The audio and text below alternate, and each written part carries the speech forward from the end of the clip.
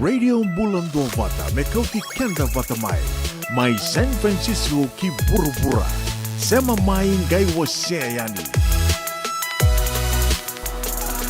Ongo na Radio Bulando Vata San Francisco me kauti kenda vata mai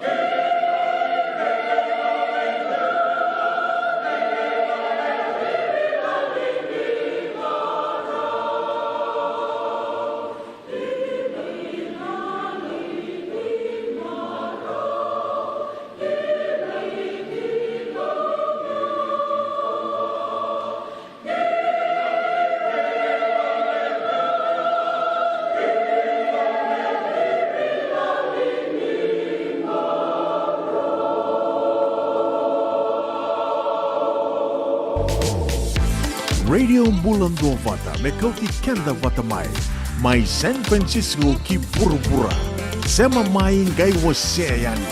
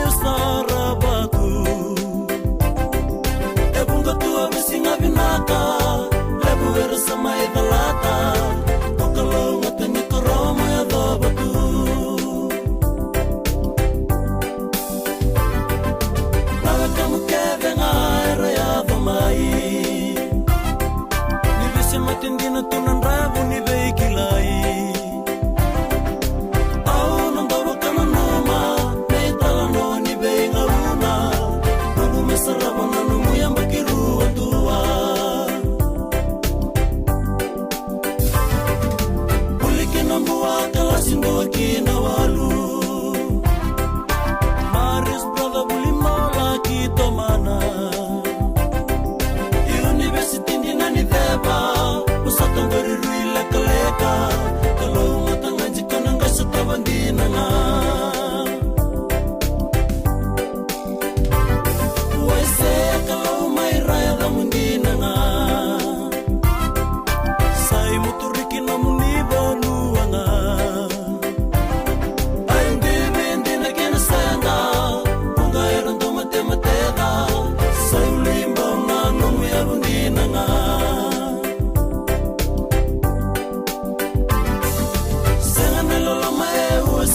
Solia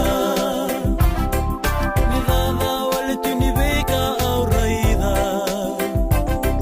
lolo maeda buti bakabosa o marara kangai karona nduru kavina ena beba nuwa kola koba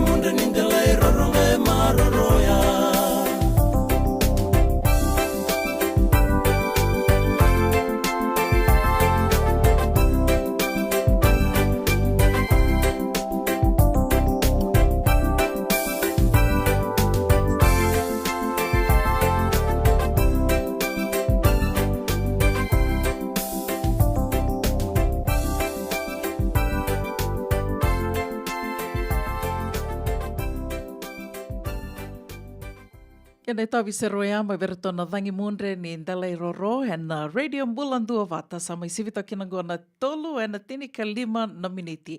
Wekin dawa ki tali tuku ani kina ndua tali na nonde wasini ngona and e kabi binaka ni Buki lulu ende ndai na ke rosanga buli singa ni bulu December unu taka ni oni mbulu binaka tiko sevinga na vanua ni sema tiko makina and na kavi binaka ni kua singa levu ni kua mataka ni kua mbongi levu ni kua beke mando mai Ingilandi ke na vevu no volakata beke mando mai na taini buruburoya unu taka ni tosa binaka tiko na venga rabi na mbongi ni kua ke la ni bunga beke mnio ni ndo yandra mbongi tiko ni ndo sema tiko mai ke na nonde wasini ngona vato kenda waki ke muni binaka waka levu na ndo veto kua ni tiko mai binaka waka levu na ndo ase tiko yani na nonda vata ia veke muni na sengai sema vau tiko mai veke muni mbaka na sengai rongoda vau na radio mbulando vata ndo ni to kera tiko ngao ya ke wakai rau ni ningai wase toka ngai yani ndo toka na like ndo na share ke rau talangani ningai murike to boli mai na and Instagram ka wakatalanga kina and YouTube channel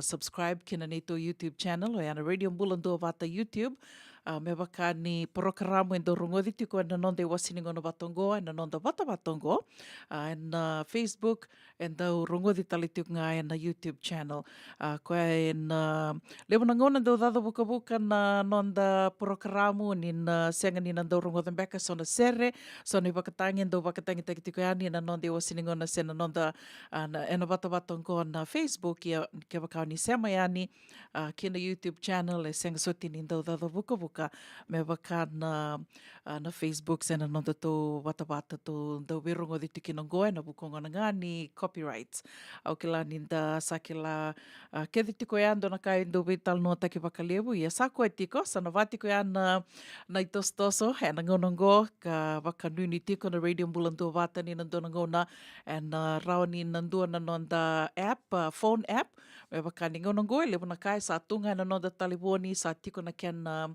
phone application ka wakatel nga kina na website yo yan ituba sa tiko senga ni na rawa indo na ka wakai senga ni oni ndau sema mai senga na no ni veto koni ko ya betor kina na ngono binaka ngomi waka vini binaka yan bikemuni na buku nga ni no mani da weto ko ni te ko mai kina non de wasining ona vata se na non da vata na radio Bulandu vata. Sa sivi tongona tolu e na tini ka vitu na veniti, sereti ka mni mani sema tika mai na non da programo e na vea kavi ni buke lulu, o e ani sivi na vai na tini na miniti, da rongo di tuko kina na non de wasining ona ni tosuning ona e na venga ravi ni siti veni raturala, madango, and then rongo da tale na endona nona katkatoni ka endona tosuning ona sanda rongo da wati, so mbeka veke mni o ni adha lata o ni sembera mbeka ni rongo da usureti ka mni, ninge sema tiko ngā mai, ka wakatalinga kina na ve mama ni ono kina vitu na kaloko na ndai wasininga o na ratondo mai veto koni ka venga ravi tiko kina na New Methodist USA. O ia mena ve mama ni ono kina vitu na kaloko.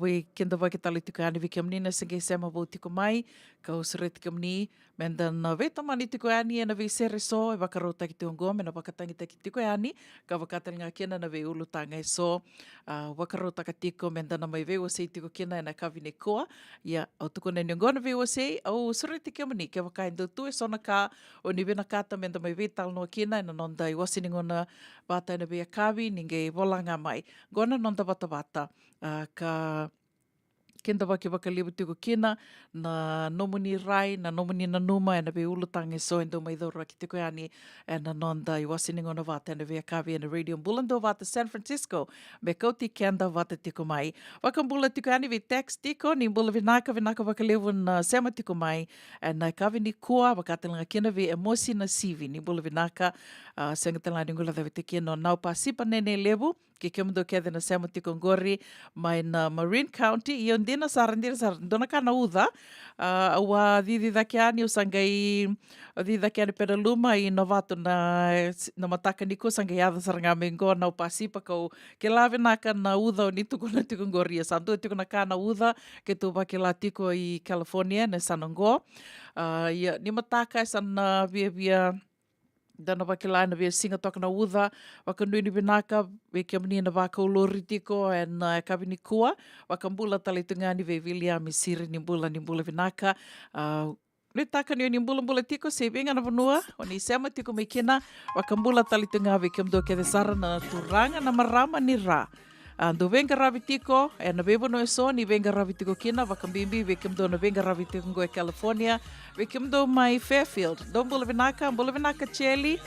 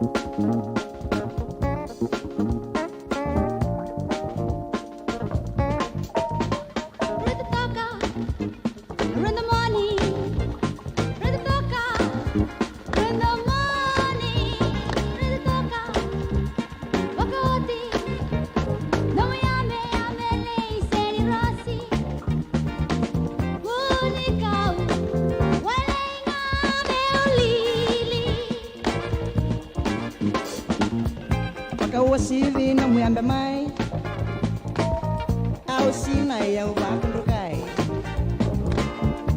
Beni usumu ya vakana ivako Eu nga viko isaulako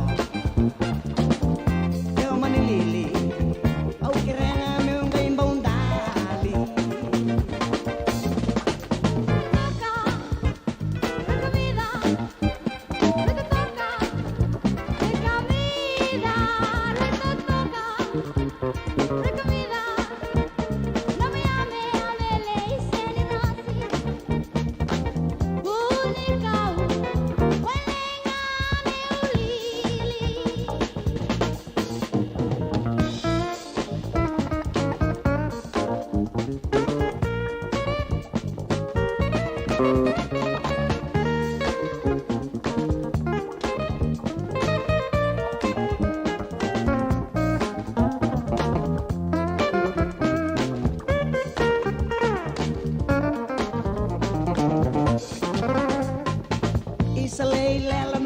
Au lili Au saini matengai nai tasiri Eu ndau lawanga na lako me kua Ono na mailanga ni siwi na koro Kena rusala ko ngai nai no muita vina na sumi bondo bondo Ia misi daka Wakati Noi tavo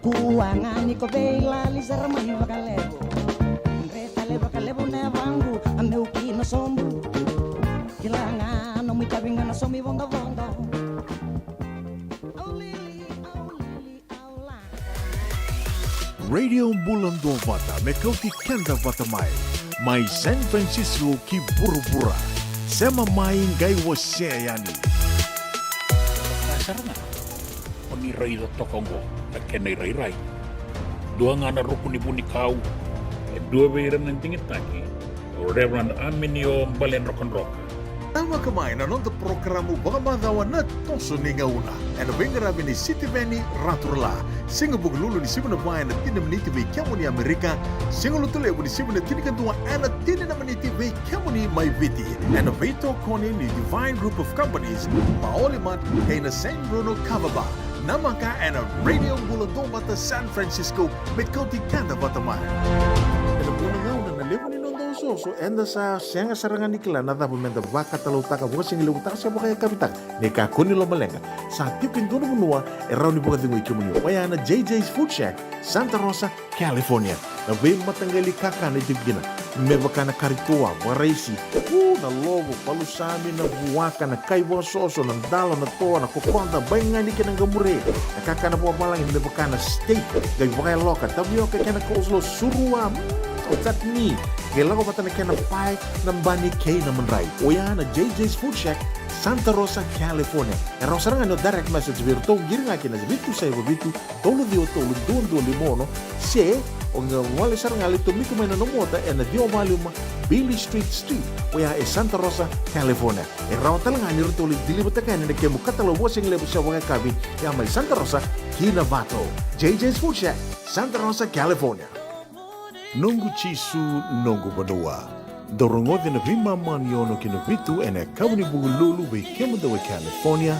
We mani ruane kavi kino tolu ene singlewu ni lotilewu we kemadawe viti. E warotaka na New Methodist Christian Fellowship USA. Rongode ene Radio Bulando Vata San Francisco me kauti kenda vatamai. E senga dina ni karaurawa na daka kekiba. Ia endona kainda wipu ke kawaka mamanta taka tuna bengarabi o ia ke tuna kenda to kakana leika na dalo na bisikete na reo bata na sunbells e tinimbulu makau we kenda tuna senga tikunin driver se senga ni waka motoka kandau dren na to beto seki erto satu wakarau na Divine Pacific Food Mart mai Sacramento merto talaveani na nong ni boli rawa sara We tartarangaiani na telefoni diwa dua ono tolu va diwa ono saivarua. Merto bakarotaka katalada mai na nomini volivoli ena kena ngona totolo tua. Divine Pacific Food Mart, Vitorua Diwawalu Franklin Boulevard, Sacramento, California. Namba di telefoni Diwan 21 Toluva Diwa ono Saivarua.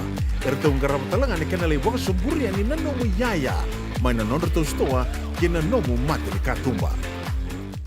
Na radio mbula do vata na ngona sabe mamandonu na tolo vekenda vakitali tiko yani saving na bono ni sema tiko makina and na kapi benaka ni buke lulu endendai ne karusang vuli singa ni vula December wataka ni kua sa wakasama taka isa sa bo benaka sarangango lima na singa menda e dova yani na singa ni sudu e dava beka na imbale ni singa ni sudu ki vekemuni au kilani na do na ngona balabungo anda sa vakilatu na singa ni sudu vakame sa wakasama taka na kena vos taki babalang sa commercialized sa lebunga na bisinisi sa vaka nga taka benak sartonga na ngonongo na ngona ni singa ni sudu mer rawe labu kina me kasaranga ni bisinisi na veiboli na vekavao ya sa koe tiko baleta ni ro wakasama taka sala batatu na nonda maro taka na singa ni sudu ke na nonda do tali taka mbeka menda voli senda voli loloma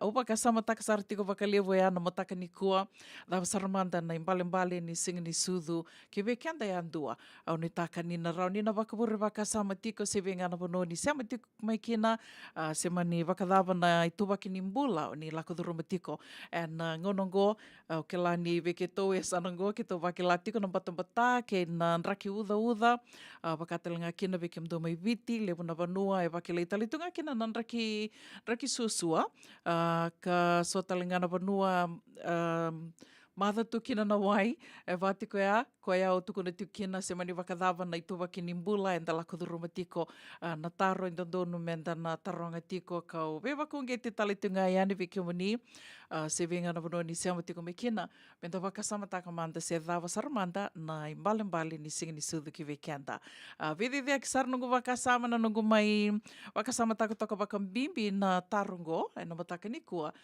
kanga sange lako mai duanga na wakasamo ya ni ngo e ndondonu menda mengauna tiko ni wakadhiangu bale toko ya sudu menda mai wakila na wakadhiangu e senga ni sulia rau vura se vadava peace, that's all there is unitaka ni na suli wakasama tiko ya ni na tora tiko wakambimbi na senga soti ni na kuitaki wakalevu and na veka e wakarotaka tu vura and na ngona ni singa ni sudu se na holiday season and vivanu e so na se vura davanga and the tiko ke nasanda kilavinaka tiko na veka e suli tiko mai o vura and ngona ni singa ni sudu se na tawasini ambaki sena holiday season waka nuni benaka tiko yani se venga na bono ni se matiko mekina na no matinga na se vina vai na tini na miniti no de wasini ngona ke city veni raturala o ya na tosini ngona ka bakatelinga kina na be mama ni ono na nonda ngona bata kerto na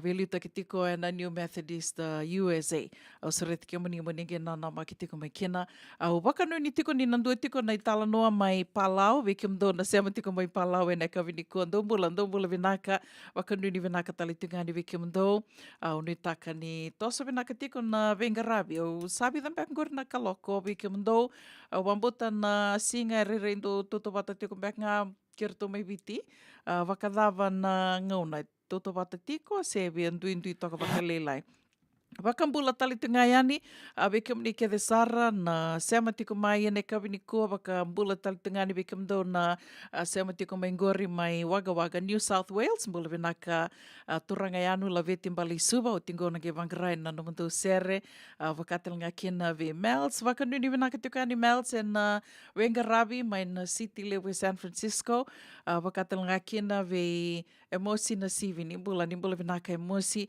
waka nui vinaka talitunga ni veke muni ne kawini kua nui taka ni tosa vinaka tiko na Wengarabi se venga na vanua ni seama tiko me kina venga na vanua o ni Wengarabi tiko kina ne kawini kua gomena nomuni ke tiko na radio Bulandua vata San Francisco me kauti kenta vata tiko mai sama i votunga rusanga vulaka ono na miniti me vana kaloko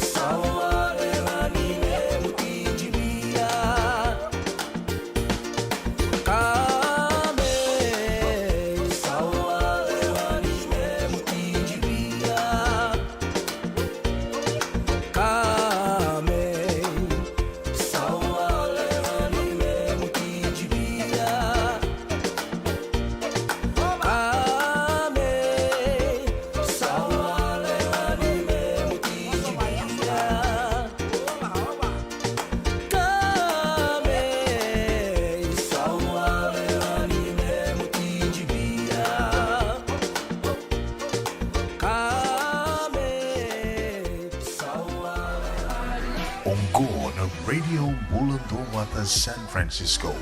Mekauti Kenda Vatamai.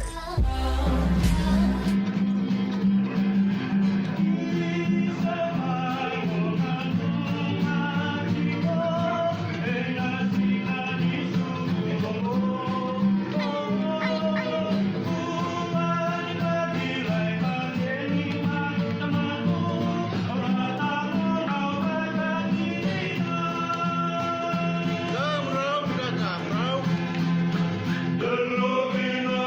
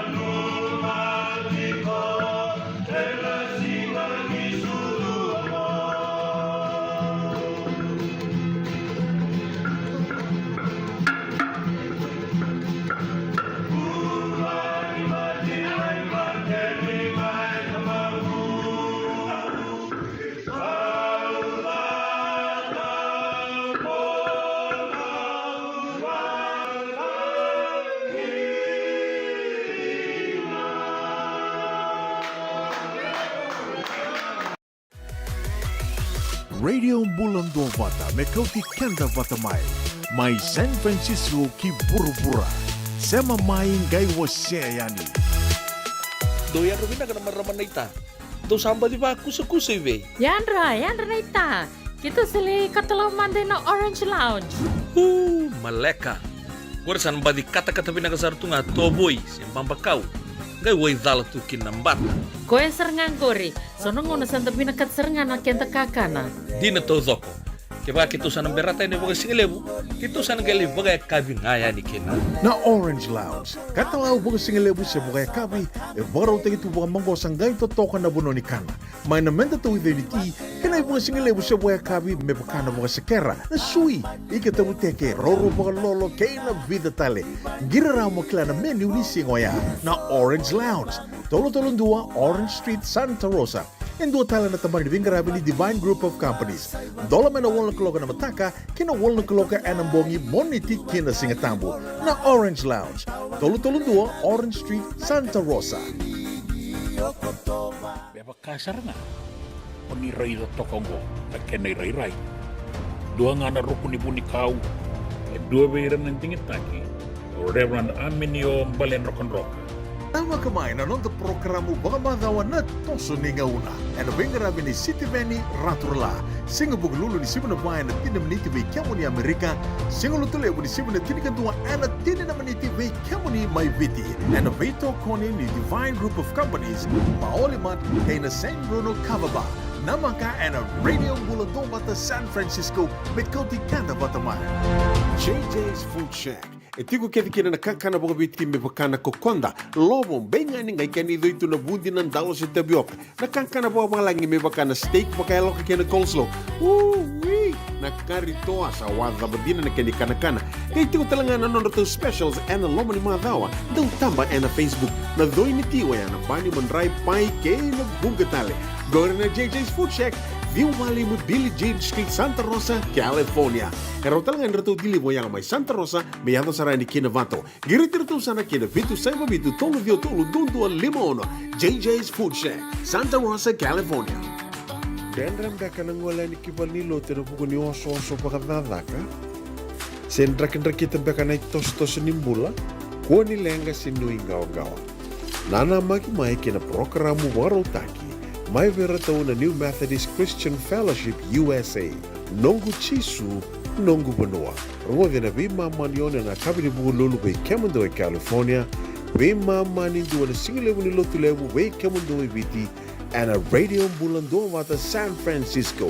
Me kauti kanda vata mai. Na radio Bulando Vata sa may botongo tini na miniti me vana kaloko ni sivina vain tini na miniti and the sana siya masarti ko ni kina vi City Veni Raturalai na nonde wasiningo na ni toso ningo na yan na dorugo diti ko na biya kabi ni Bukilulu kanda baka binibinakati ko kina Divine Group of Companies na nonde tu bito koni rao ni may rongo diti ko kina na vitala no eso endo may bulango di kenda tiko ni kina o City Veni Raturalai endo kota listali na nonde baka na nanu kota listali se sona ka inda senga tuni kila tagay may bulidan tagay may rongotan tagay may kilatiko and non de wasininga na ni toso ninga na usreti ka mani isa matiko nga mai ando na ngona otital nga ya kero na vital no tiko ani kendo na kanda se masarti ko mai palau e na no palau e na kavini kua o ke la nirto sa le vida na to ke rasa laki wakai tiko kina senga mandeni se matata be yau na ngole beka baka se son beka na weka satu mai sana ya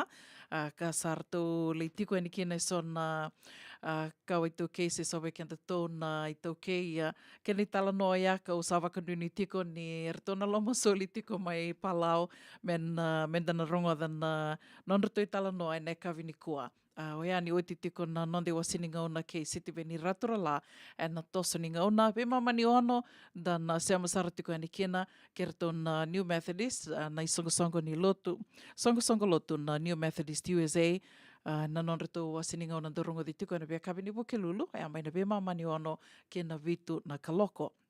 Ia, doon na ka wabakarita ka tiko ani noa ni lebu sar tiko na mati. Lebu na mati na okela ni dona kaya inda senga ni lewa, inda senga ni inda buku kaya na mate, ia untuk gay baka sama takango na ngona ndre ndundua mena me kadhivikina na nona mbula indua, ngona ni singa ni sudhu kena wakatawase.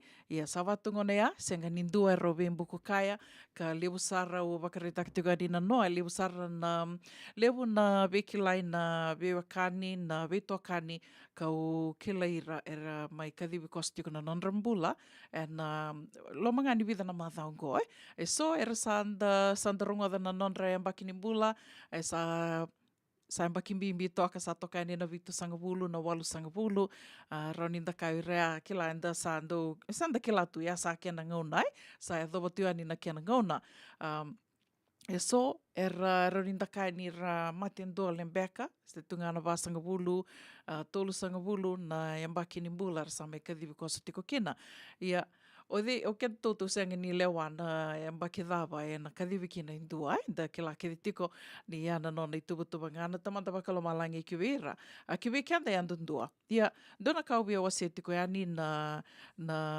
nonda mbula ni waka bibi kenda na maitu e na bono le bongo Amerika da sa maitu bonga be kenda toto maitu e senga tu na weka and tō ngole saratunga mai, ana buku sarangani vangarambula, mai rau tiko na dhaka, wakau tiko na ilavu ki virto na matapu pale mai viti, virto na ngone, tiko talembeka mai viti na kemui kasase na nomu leoni vale, dange mai dhaka tu i Amerika na kena sangai tiko me ngarabi na mbula mai viti. I dona kau sama i vuli dhango na nungu ngole mai o kelani dandobi sanda kelatu mai viti o yana life insurance, ia sanda ngole me Amerika, o ia mandangana nungu sange mbutu ki Amerika mai o sange turarau na kena bimbi. Lebu sarna kau mai bulida me ambaleta na life insurance na kena vinaka, na kena bimbi ki wekenda. Kau na numa me wasi a mandangayani, au kelani bunga weke mnio nisa na kila tiko ni gotalangain do na tambana o venga ravi tiko kena na life insurance, wakambimbi tiko na life insurance ka ngaraba waka tambakindua na mate se na ngauna e sana kadhivi kina na nona mbula indua e sa e wakadhava na taru lewe tiko ya sa wakarotaka tu indua na ka me rauni na ngarabi kina na nomuonga se senga se mani wakadhava na e mbakini mbula inda tiko kina undu wase waka lewu e na nongu videos me mbaleta na life insurance ni lewu tu na be matangali life insurance na wikanda e matangaunge me bulida e na nongu me bulida tiko na bika me mbaleta na life insurance ni lewu tu na kena be matangali ia au sampai venga rabi tiko na vida na matangali life insurance kau venga rabi tali tunga kina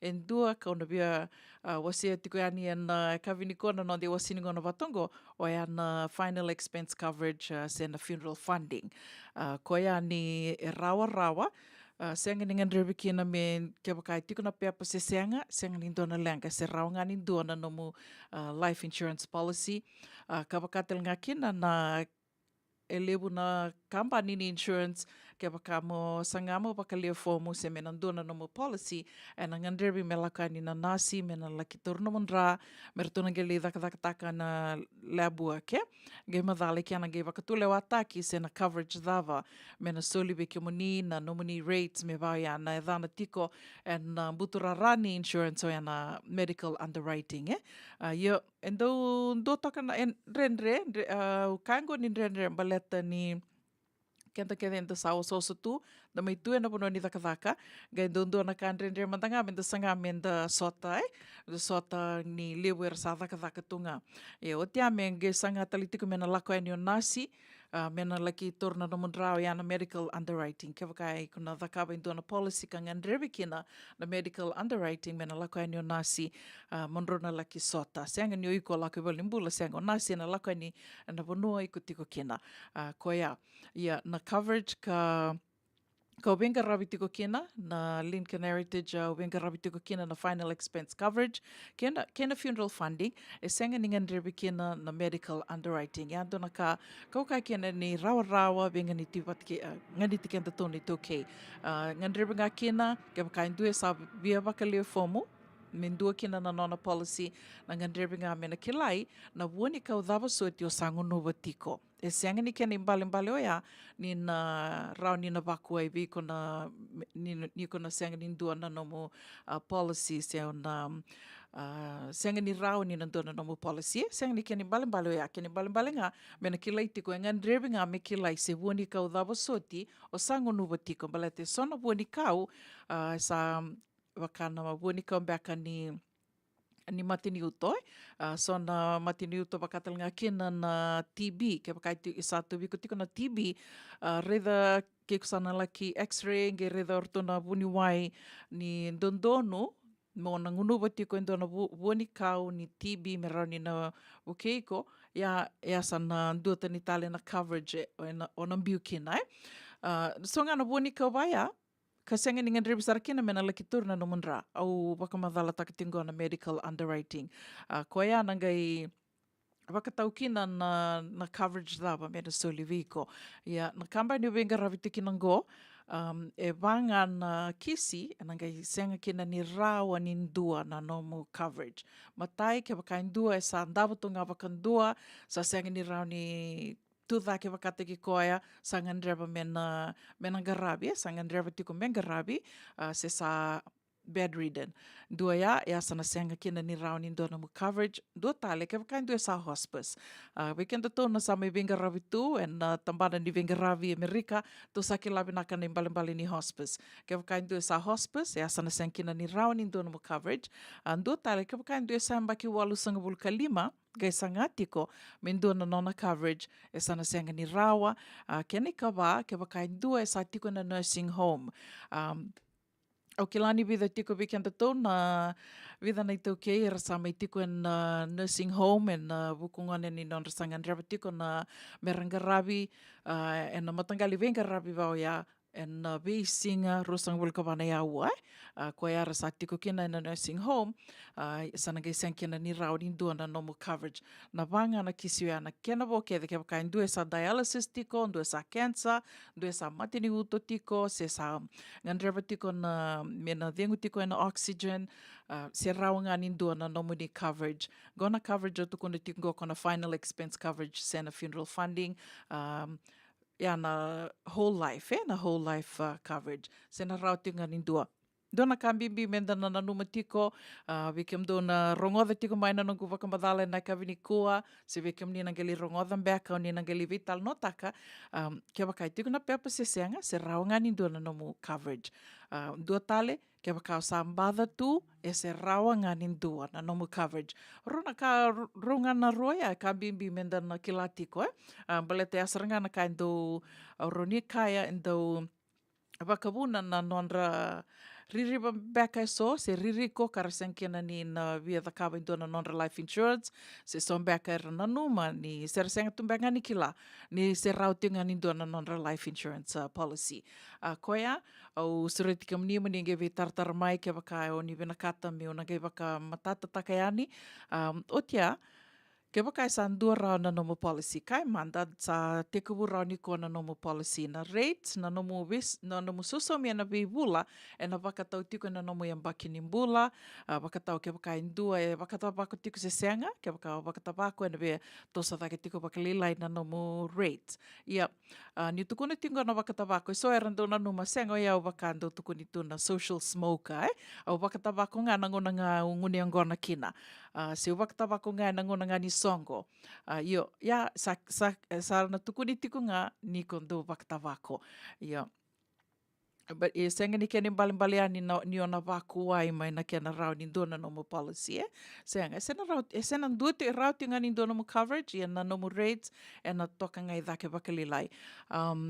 so back na numa tiko oi wakatabako nga nguna ni ngune ngona au sana kai mandanga ni senga ni wakatabako ke waka sana tuku na me avia na senga ni kila whether you smoking or not you ko nga kila tiko kabada o nindo wakatabako nga nguna ni ngune ngona ngai tuku na me via ni senga ni wakatabako otia sa dor da kavana no ni policy gai bera ni ambaki rua na no ni policy se bera ni ambaki rua na no ni policy sa ya dona lenga Kia wakai sa mani adana lenga rtona ngai reda na kambani rtondo da kabarton men ngandrebi na medical records kia wakai sa adana lenga se berni ambaki rua na nominee policy rtona ngai reda o yo kongo a wakata wako tiko.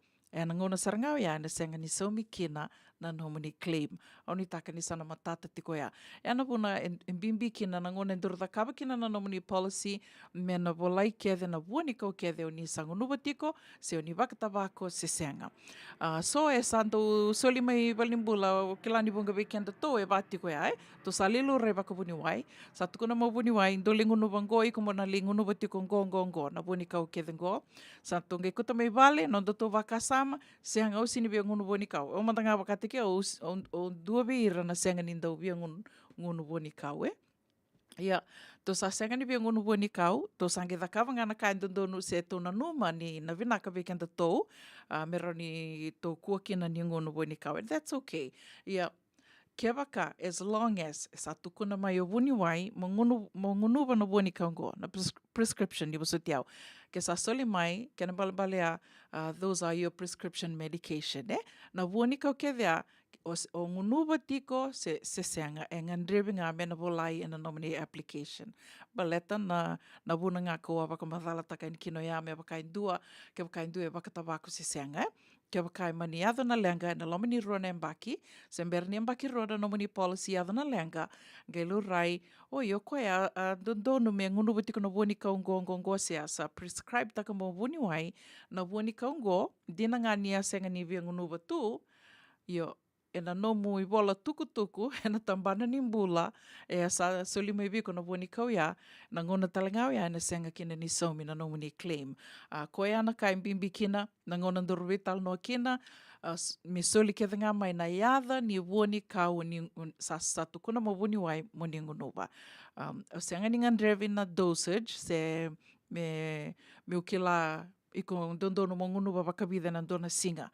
Vida na grams and a milligrams ang dondono mo na ngunu tiko na visinga senga ningan derbi tiko nga na yada nga ni woni kau sa sulia se atuko na mabuni wai mo may ngunu tiko koya ya na nominee rates kia baka indua se senga sarto nga indua na nona tax ID so do vango senga waraka mendo nungu tax ID o tiange ero ni daka na nungu policy au bia baka matata tak nga ni senga ningan derbi mendo nominee tax ID ebi na kadake me tekubu rau tiko indua na ngono sandu ki nominee tax ID ki o ninge beto so e daki na nominee coverage rau ni o ninge dakave na ngono iai kia baka indua e senga tiko na nona tax ID senga na social e se rau nga nindua na nominee coverage ia rau ni na $2.50 na dola kene ala nga na $2.50 na dola kia baka samataka $2.50 na dola ia sa ndua na bibu ke lebu sa talabo kia baka mani ado na lenga sa toka na ilabo sa rau ni na garavikina na onga member le tikenda ia Koe ia, na nominee rates e na wakatau tiko na mbaki ni mbula, kai manda sa dorsa teko vuna na nominee policy. Dorsa vital noa, sa soleni na rates, ni sa tuko na maioio, au sa rau ni dhakabo, sa rau ni teko vu e na coverage ngo, tine na undolu si tine kalima si rosanga vulu sa rau ni teko vu e na coverage ngo, sa teko vu sa na musu, na mateni ngo na iso erandau, senga tiko ni rasandau matata veira na ngone teko vu kina na nominee policy, vida ni lavo ni na sauma, na lebu nga ni na nominee rates ka sana biu yani e asara nga na lebu ni labo e na ngandrebi me na saumi me rau ni na tekubu kina na nominee policy io kai manda sa tekubu rau na nominee policy o tia ngailai o tia ngai vida na bula sa maniada na lenga ke mani o ni a buli ang beka itini se rosang bul na undolu se rosang bul kalima na undolu se mani vida na undolu o ni a buli sa iado na lenga se ninguém soma mbek nga e ndua se rua na bula ia ke kamani adana lenga na lomani rona mbaki ko ya na kambani na ngandreva mendua na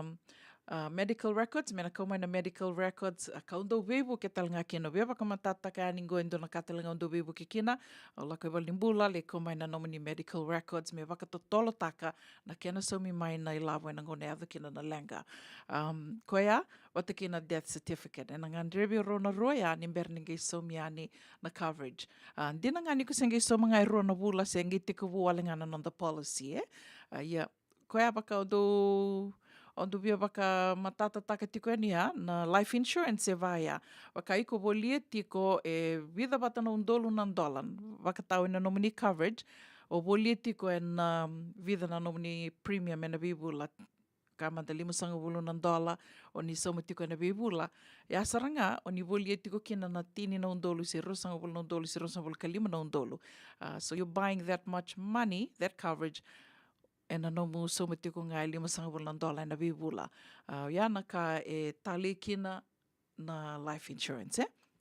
And tangan driver kede, o vetu kana heke ni tangan driver kede ke la ni sombe ka ndo tuna vakasama. I don't need that. O senga ningan driver, senga to nangan driver kede, baleta ni to senga tu ni dona ka to ki life. There's one thing that is sure in this life.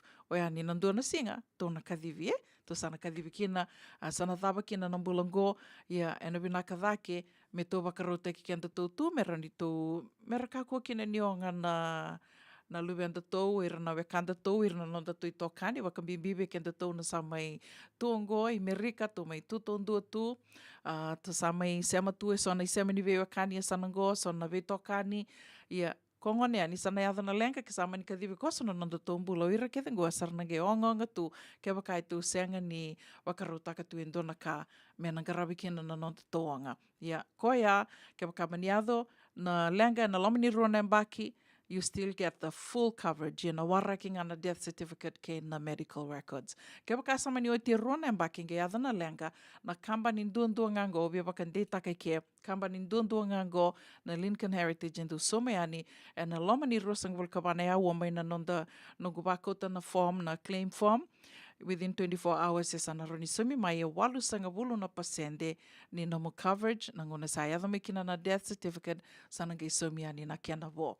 Ya vida ngana ka baka dada sara na member letter na final expense coverage se na funeral funding na life insurance ka ubenga rabi talitunga kina ke baka ni vina kata mindo na nomu ni coverage se ni vekila na ken baka matela lai me baka na nomu cash value ya na ndui talanga ndui tiko mai na whole life, which is what I have, na coverage ka tiko ngobi ke tō, na whole life, ke na term coverage, na term, na numa tiko ai ko sa soso mitunga, sa koe sartunga ia. Senga nindo ni lavo na listele me veiko, ia na lako tiko, na tiko bu, e nando ni lavo lilai, o soso mitiko na nomu premium, lele sar nomu soso mi, mo tiko bu rakina, o te vida na mbaki se soe, o te vida na bula, sa na toso dake tiko, na nomu soso mi. Ia na ndui e tiko i na term coverage watake na whole life. Na whole life, endina ni na sau lewu toka na nomu te kawu, na nomu susomi na bibula, ia e na senga ni toso dhake sa koe sartunga ia, e na ndo talakai tali kina na whole life ni li wasi rua tiko na ilavo i ko somu tiko na bibula. Wasi rua ia ndo na kene wasi somi kina nomu coverage, ndo na kene wasi li imbiu tiko nomu ilavo maroroi, karau niko na wakayanga taka, kar sara lewa vida na marama na i toukei rasava coverage veke tau, sa mbaki tolu e tina nondra policy, kar satura na nondra cash value, au nangai imbiu te ani ndo na nondra testimonial, me rau ni rongo da talitunga ni sara tura rau na nondra ilavo ni na cash value, mai na nondra soso mi tuka na bibula, ia wakana term insurance, ko ngai sa soso mi sartunga, ando tuku ni veke mami, na ngona ke mami vulida kina ni berninga le dhaka na melindona ni mami le seni, ni life insurance, more life insurance agent, ni term insurance e vatiko ya na ngoni sala, ndona ngoni sala e rau I lavu kina na kamba ni from the term insurance. So mitunga ni seng telindona kaya e na liso me veiko, ia konga e na ngoni sana lenga kina rato sana ngai marutaka na nomo matavu vale na vekao na nomo term coverage. Kia waka o manio e adu tiko na lenga e na loma ni term. Whether it's 10 years, 75 mbaki, 0.9 mbaki, I ko volia kina na term ia, e ke waka mani ado na lenga sa oti na term, sana senga ni dona kai lako mai virtona no mu matavu vale. Ko ngai au vina kata me na waka matata ki tiko, vike anda na kawini kua, ke waka I tiko e sona no mani waka tataro, ni ngai tax mai, Vasaiva walu, walu vandua, tolu walu lima. Me toka rota katalo ya, Vasaiva walu, walu vandua, tolu walu lima. Ninge text mai me tonga i vital no kena. Siva tonga na vai, na tini kandua na miniti, na radio bulan dua vata na tuana gona lek ngangon do mata nonda itavisere ni berra ni dangai rongoadi dangai semayani ve turanga tau siti ve ni raturala na nonde wasini ngona ni toso ni ngona.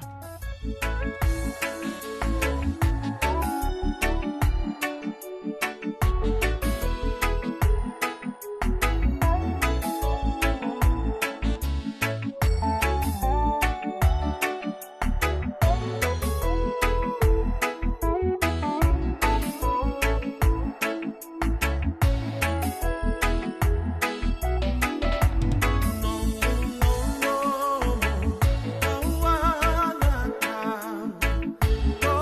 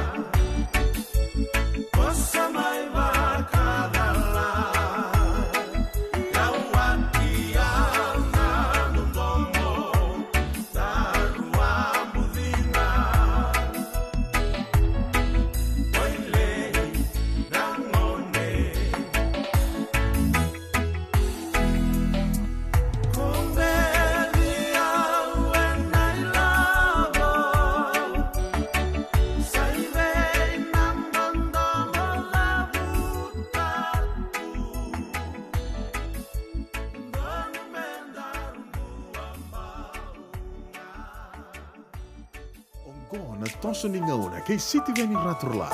And a veto ko ni Divine Group of Companies San Bruno Cavaba kay na maolimat. Dona runga da talengo en dona gona matai ni toso ni ngauna en matai ni nguna mai runga di kina na radio bulan do vata venga ravi ni City Veni Raturla.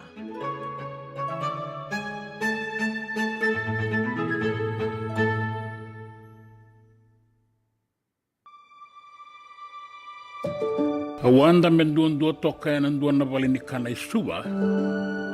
Au taura da kasara en dua na nisiwe hapa paka viti makawa.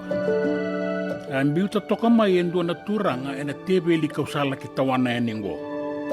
Tani usiwe hapa makawa sara. Sebola iana September ni ruana undo lukarua. Sibingo e rua sanga bulu wakatata na mbaki. Bola ikotokina na italanoa kei matabatu do. Kotobata kina kena itamba ni 5 sanga bulu na mbaki.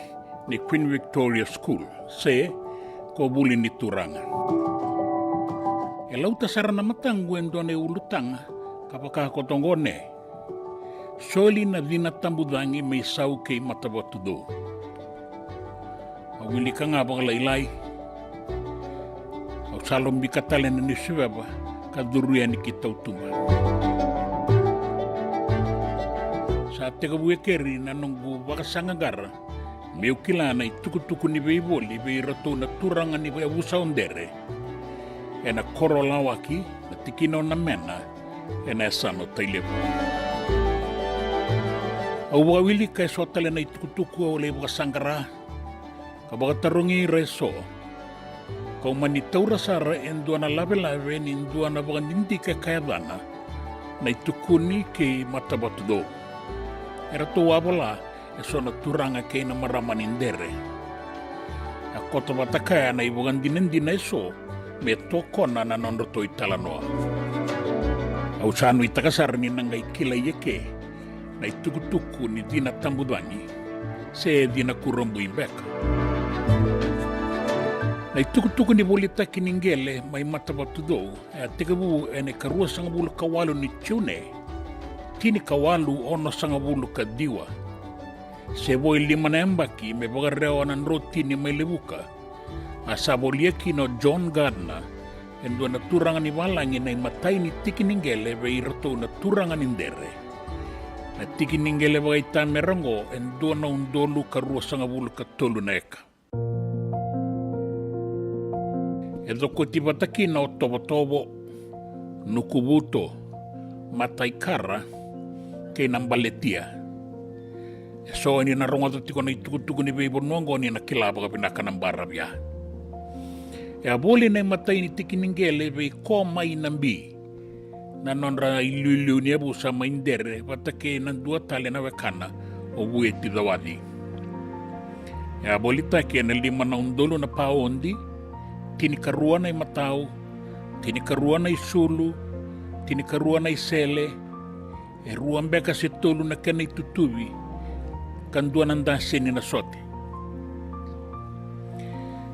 Nakaruan ni tikiningele o nukubuto. Erto ataw kanailiw na turangan ni ng buleng-bulewa. E na yan yung nonggoma. E tiko talangakin na nanonotoy kadikad ni alo.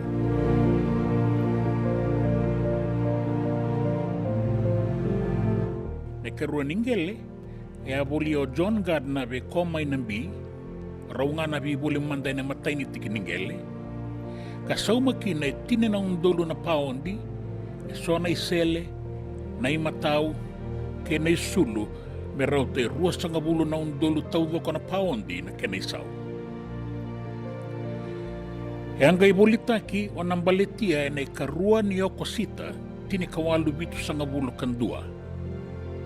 Sa ikoya na iutiyo tinitikiningele.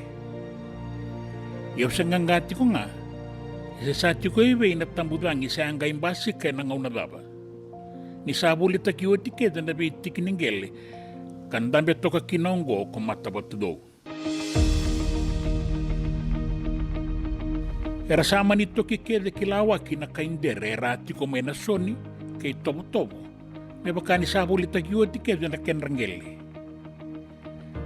Sa tibaw-baw kina, na kena i taukei o John Gardner. E na loma ni bitu sanga vulu kawana na embaki, e a bei sau kina wakavida na i taukei ningele ongo e na mokiti, na bei voli kena i soli meba kaya kunei, e na voli ni bola ni matani tu na Registrar of Titles. Ni boso tiau, au saa volo mandai ke. E bale tirau tiko nga, ondere kei vuli ni turang, san biu mandanangele. Duana turanga wakai rongo ka kilai mana sa sabara, o abolosi ralawaki na wai. Yawe ani ki nawatina e rau lewe rua. E raka maindere, ino ana waka i besinga na turanga ngo na wili bola tambu. E kilai lewu na turanga ngo e na sau ni nona yala ke ni bukarau ni nona bibosaki. Sahabakan dinataki e na bungana e saiwiti ala koba.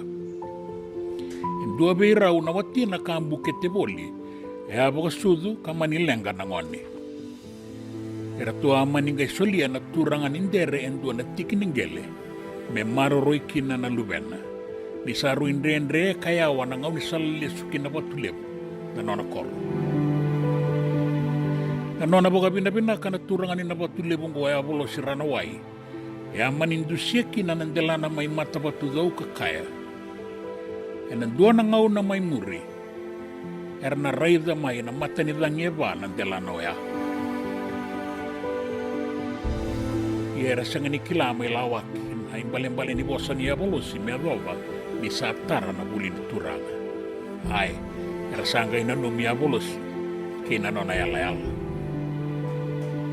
Tale manda mai buli ni tu. E na tinika diwa tolu sanga bulu bukadada, a sa tau kena kina na tikiningele ongo e ndo na loya kilailewu, o so Henry Milner Scott. E ando ni bakasala e na tamadagada kay tau kei. A dagadaga buli ongo, e na non rabali ni bola na talay sambale, o ratu sukuna. Iyan baleta ni sa tau kena tunanggele may matabatudo, e asama ni lista ka kina endo na kena iwase, wain doa na turangan India o baru na edana. Na turangan go, endo bagay ang atakingele. Te kakanan raun-rau, e te sila, kaya nandua na no na longa di pina ti bagay tamera, e nandala na may matabatu daw kasiroyan ni kinukubuto. E nandua ngo na nasinga, ni toka na longa di pinati, sa reda ni sa kelea ni enukubuto, endua na wanga. So busarmai yang dua na turang ay tauke katokara-toka yang dua na obarola kaki kena salat tali anan raw niniw. Ni raw soto o tinga sa kere-kere sar na tauke ni obarola de raw ni takoso melako kina korolawaki. Kure-kure baru kakaya ni nasanga ni bakan donu ya. Kaya tikoko ya niyo na itauke ningele. Kanona na tikiningele e bia tako sokina na turangago. Kere-kere boga rua na bulangi. Endai kotonga na kena isau bei baru. Sama ni lesu na bulangi. Kala ke muri e na taikan dua ni udiwai o naimasi. Na senga boga dua ni mbau singgema boga lailai o baru.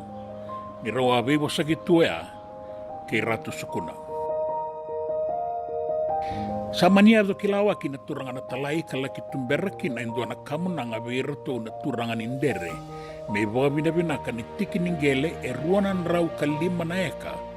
E asolia o sa Henry Scott mendambeki na kubuli ni turangan. Sa ali sumay na turangan talay e do kinukubuto sa serendali talangamay na wanga mesokulesu kisuwa. Wararay to kamay na lang ni binati o baru sana anda kunay lako kisuba. Sana numasaroko ni sao tiekea na non rubi talanoa. Asang bangin di bakakin. En dua talan ken raw talanoa. En dua talan non raw sota. Aboto ka mendangay kila mendangay boga muriani. Ni oti nga ruan na madawa. Sa tauro baru en dua na ibola boga matanitu. Sanga ni malabu na ibola. Kuning akin na bay baru, E vangalalata kana tiki ningelo ya kena nanalonga ni winat e nalonga ni basanga vula kawalu na hawa mai na ngau na taurakina na iwola. Sanga ni mbera isa adidi kina kora malaki tarungi rato maindere. E rato tarungi koya mai na itau kei. Se rawa ambauso ta kinandua na turanga mai nukubuto e na ruana madha sa hoti. Sa umay na baru ni bakakina. Era tu tarungi koe tale. Kambau kila na itau ke ni overola kene salan rauni niu ya. Ka talengani senga. Era tu sanga ikaya bua na turanga nindere. Ya na turanga lebunduan dua viti rotuma rambi keikioa. O koe talenga e saini takatokongori na nomu ibola ni notisi mo bangalala. O chala va sukuna. Nona vile vea ki sa krier tu sarakina na turanga nindere o baru bertu kauti koe mengai nona itabi na ibonto-bonto kina tambua. Melakin dua nona mata ni ngasau ni bernioti na basanga bulu kawalu na awa ya lataki. Era tu sama ni kaibua ni sanga ni rawa. Sobo. Ke bakambe kamera tu e ke anangon enda umasiwawa isuwa. Kera sana kaibe baru rausota ke embarasi. Kubuli ni turanga e abakan dono ya namboselebu boga turanga ni kini kawalu bitu sanga bulu katiwa. Mera boga rauta kikina nangoni tau ke sudu turanga membaleta na non rambula ni velu taki mai muri. Ya tau ya buna koroni buli ya nambati ni yana wai riba. Wale katin tawara ya nambara mike wailebu west. Wale kata ni yala ni asana irua o da kaunrobe ke imbua. Tini kawalu dio sanga bulu kawa. Sana numi me toki taki kina mai kisuwa ko buli ni turanga me mbau bole katoka mai. Yana beibo no oso eso. Sama ni mai tarakina na korni buli na ikorokoro. Yana kenra umali wa tonga lebu ke Montfort Boys Town. Na kena tarata le endua na korotini mai na ikorokoro.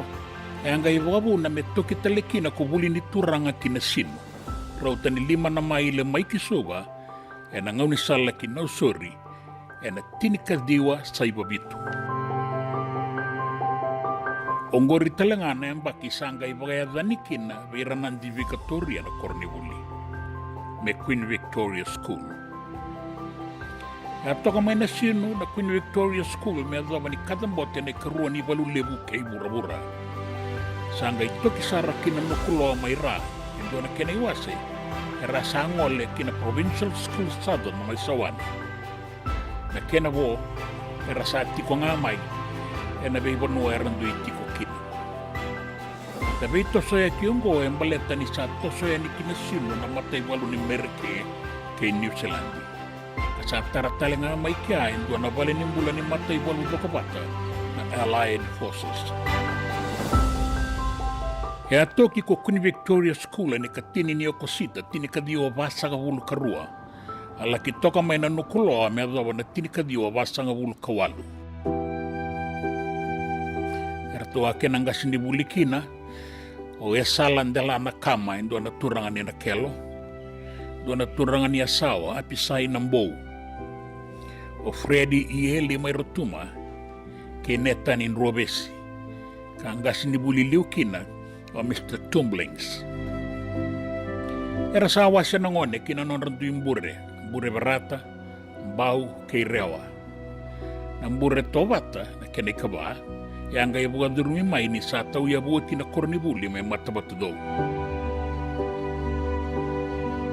Ia sambi utu ya ni mena nukuloa nambure bagabiti, na tombu ni sisili o nombuli waliwa mai neserlangi, kina batu nyaya ningilaiso, mera sato ki kina ratu pena ia kandabu levu school mai tailevu. Aralaki buli bata kina na ngone buli. E buli ni tu bata kendelai na kai kai. Era to leo vida toka na kenangas ni buli tauke. Beba kata kine tani nrovesi. Se mesa sikibou. Ki ratu sedi na wala mai kandabu. So na ngone buli mai na Queen Victoria School mai na nukuloa. E ranga mai buai rongo-rongo e muri. Beba kata ki peni ame nangasima.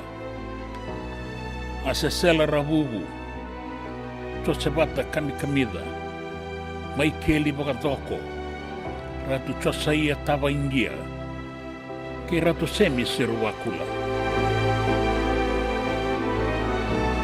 Kena tini kadio wasanga bulu kabitu, rangoli kina mai Queen Victoria School e sona ngone buli, mera laki buli buniwai me bakata ki iso ambakani, me sake mbiu mai wai, luke torodha, ona mosi malua, lo rimamba tirerenga, etika bundini ambola, kini chochi wakawale tambua, varenava tikonduondua, misi anda sila, ke Simoni Banuwe. Sona ya doa, era serongo tueviti endaindai. E sota le ranga imbasika me rabogai rongo talenga nandela ni non rangauna ni vengarabi. Ubuni wai chona seni langa kali, ubuni wai ngau. Ubuni wai iferei mimbua serau maina mosi, ke ibuli mata itonga. Na tikiningele ruan rau kalima na eka ka andambe toka kina na kornibuli endaindai. Ya solia wale ngabogai loloma o Sir Henry Scott. Ka tau kena tue na ngauna ya. Nira se tiko ngā nangone mendelai na kai. Sa tau ia butiko na daka mai matabatu. Mera sanga ila ki baga tiko ritunde i baga ndua kina. Na ngone ni buli ni turanga me adoba indaindai. E anga ila ki tawani ana tini ka diwa 5 karua ni rasa toki sombo mai Londoni. Sa baga ndeita ki talenga kina. Serikila ilevu ni korni buli na Floria Taviti. Atau rimai na edana era bosa boga Latini, a kena boga ndeo boga Piritania, may Fiji flourish. Ia ena non da bosa nga boga taukei, me langi ko biti. Au ataronga endua na maramanindere, o selina na inoka na edana, se sa tiko ebe na dina tambudanyo boga sangarabu lingo. Ia sa ramasetu endaindai, dina ni tukuni beau ni sayali. Ia sa bakila itu ebiti kei burubura awanga ni dina tambudange maindere ka dina bati ko na bebo torda kita kina lotu na mata ni tu kei na banua ni kua sandu na itu rongo binak sabe Italia ni sanga ni reida na dina tambudange me adoba na toso ni ngauna katarava ni samada Ko na toso ni ngauna kei City Veni Ratrola. En een weto koning die Divine Group of Companies San Bruno Cavaba Keina Maolimat. Do yan robina ka na maraman na ita. Do samba di ba kusa-kusa iwe. Yandra na ita. Kita sili katalaw mande na Orange Lounge. Maleka. Gorsan ba di kata-kata pinakasar tu nga toboy simpang bakaw. Ngay way dala tu kinambata. Koe serengan kori. Sonong ngono santa pinakat serengan na kenta kakana. Di na to zoko. Kaya kita sana berata ini bagai singlebu, kita sana gali bagai kabi ngaya ni kena. Na Orange Lounge, kata lau bagai singlebu se bagai kabi, baru tegi tu bagai manggo sanggai to toka na bono ni kana. Mai na menta tu identiti, kena bagai singlebu se bagai kabi me bakana bagai sekera. Na sui, ika tabu teke roro bagai lolo keina vida tale. Gira ramo klana menu ni singoya. Na Orange Lounge, tolo-tolong 2 Orange Street, Santa Rosa. En dua tala na tamari vingarabi ni Divine Group of Companies. Dola mena wolna kaloka na mataka, kina wolna kaloka anambongi moniti kina singatambo. Na Orange Lounge, tolo-tolo 2 Orange Street, Santa Rosa. Dendram beka nang wala ni kibal ni lo tero buko ni oso pakadadaka. Sen drakin beka na tos nimbula, ko ni lenga sinu ingaw-gawa. Nana mai kina programu waro taki. Mai vera tau na New Methodist Christian Fellowship USA. Nongu chisu, nongu banua. Rungo vina vima manione na kabini bugu lulu bei kemundo e California. Vima mani dua na singilevu ni lotu levu bei kemundo e viti. And a radio bulando vata San Francisco. Me kauti kanta vata mai. En een mona ngau na levu ni nondo so enda sa sianga sarangan ikila na dapat menda baka talau taka buka singi lu taka siapa kaya kapitang neka kuni lo malenga sa tiukin dono menua erau ni buka dingo ikimuni waya na JJ's Food Shack Santa Rosa California na be matanggali kaka na jibgina mebakana karitua waraisi na logo palusami na buwaka na kaiwa soso na dalo na toa na kukonda bayangani ka ng gamure na kaka na buwa malang mebakana steak gay wakay loka tabio kaya na kauslo surua o tatni gay lago pata na kaya na pie ng bani kay na manray oya na JJ's Food Shack Santa Rosa, California. Era sarang ano direct message virtual giring akin na bitu sa bitu tolo dio tolo don limono se o nga wala sarang ali to miko may nanomota na dio maluma Billy Street oya e Santa Rosa, California. Era talang ani rutuli dilibata kan na kemu katalo bosing lebo sa mga kabi ya may Santa Rosa, Kinavato. JJ's Food Shack, Santa Rosa, California. Endona mate kuniti wale wekenda mana wasa Pasifika na hepatitis B. Kuneini ndua mana weyatini corona leni winua mana wasa Pasifika Amerike ni tobi reti kuna mate na hepatitis B. Ongo libu dhake na kenara ni betobi sena tobi kuna mate ni nada se liver cancer. And then remendo kila ke sa tebi kwentiko. Me bakani sa ngusoti ni kene bakata kila se symptoms bakabo ke sa mbimbi na mate. Mbimbi ngona kila mono bakani kebi membaleta na hepatitis B. Peter mai kena telefoni 526 ono vituva 51 sesi koba na nonda to website www.sfhepbfree.org. Era radio Mulando wata unu taka ni unia maro taka na nonde wasiningono ya toso ninga una meba kai venga ravitiko ni kina o siti veni raturala.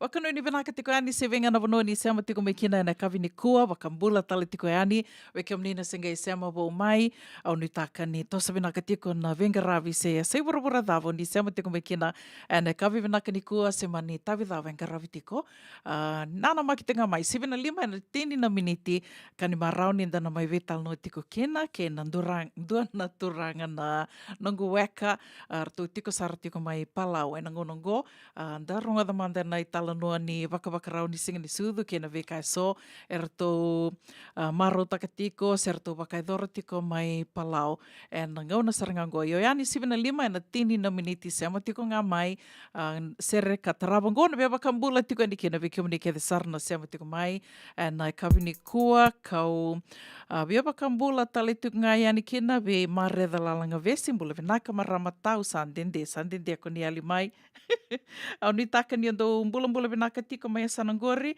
vakatelanga kina ve kemdo na sema tiko mai Wagga New South Wales ni mbula venaka irena te mai sa maramatau sandende au ni taka ni ando mbula venaka tiko mai ivengori mai Novato si mai Novato mbula venaka Cheli Noa Magi venaka wakalevu na sema tiko mai Apia Western Samoa wakatala kina ve kelera na sovi ndo mbula venaka na sema tiko mai San Jose na kabi venaka ni vukelulu endendai na katini ni singa karua sanga bulu ni singa ni vulo Disemba wakele tiko na nraki uda beke tau ya sanango au seang mandeni kilase vakadava tuna i tuba kini nraki mai a sanangori na vea sane so ni seama tiko me kina na kavini kua wakanuni vinaka tiko yani da wakavini vinaka ni rauni da mai seama tiko da mai veto mani tiko na nonde wa siningo na vata na kavini kua na radio mbulando vata San Francisco me kautika anda vata tiko mai.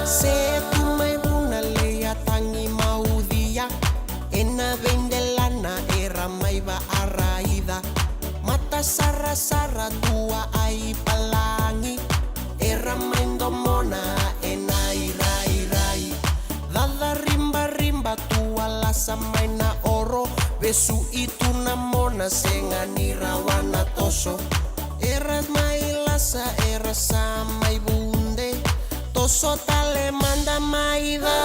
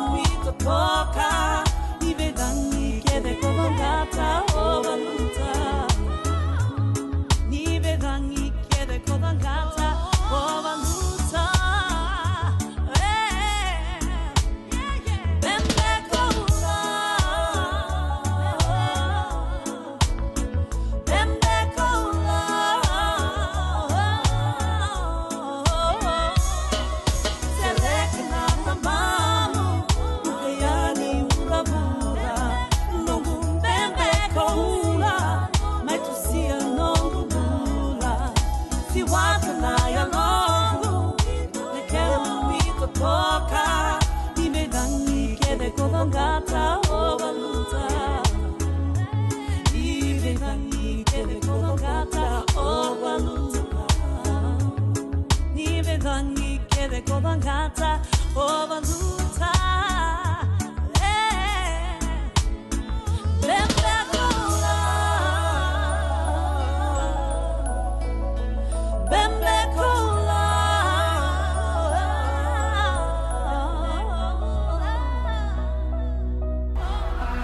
Ongo na Radio Mulanto Wata San Francisco. Me kauti kenda vatamai.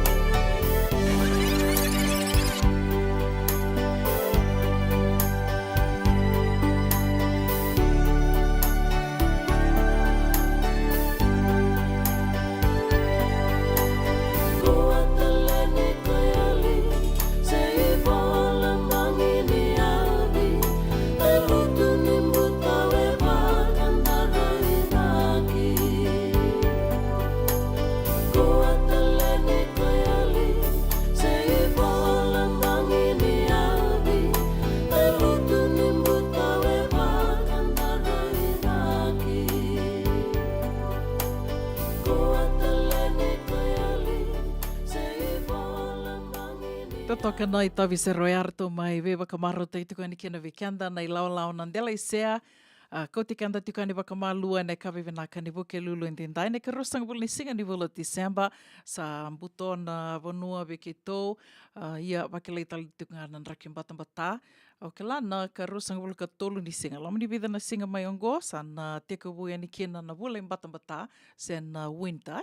Ia wiki tō en ia sai American go sen taini wurawarongo.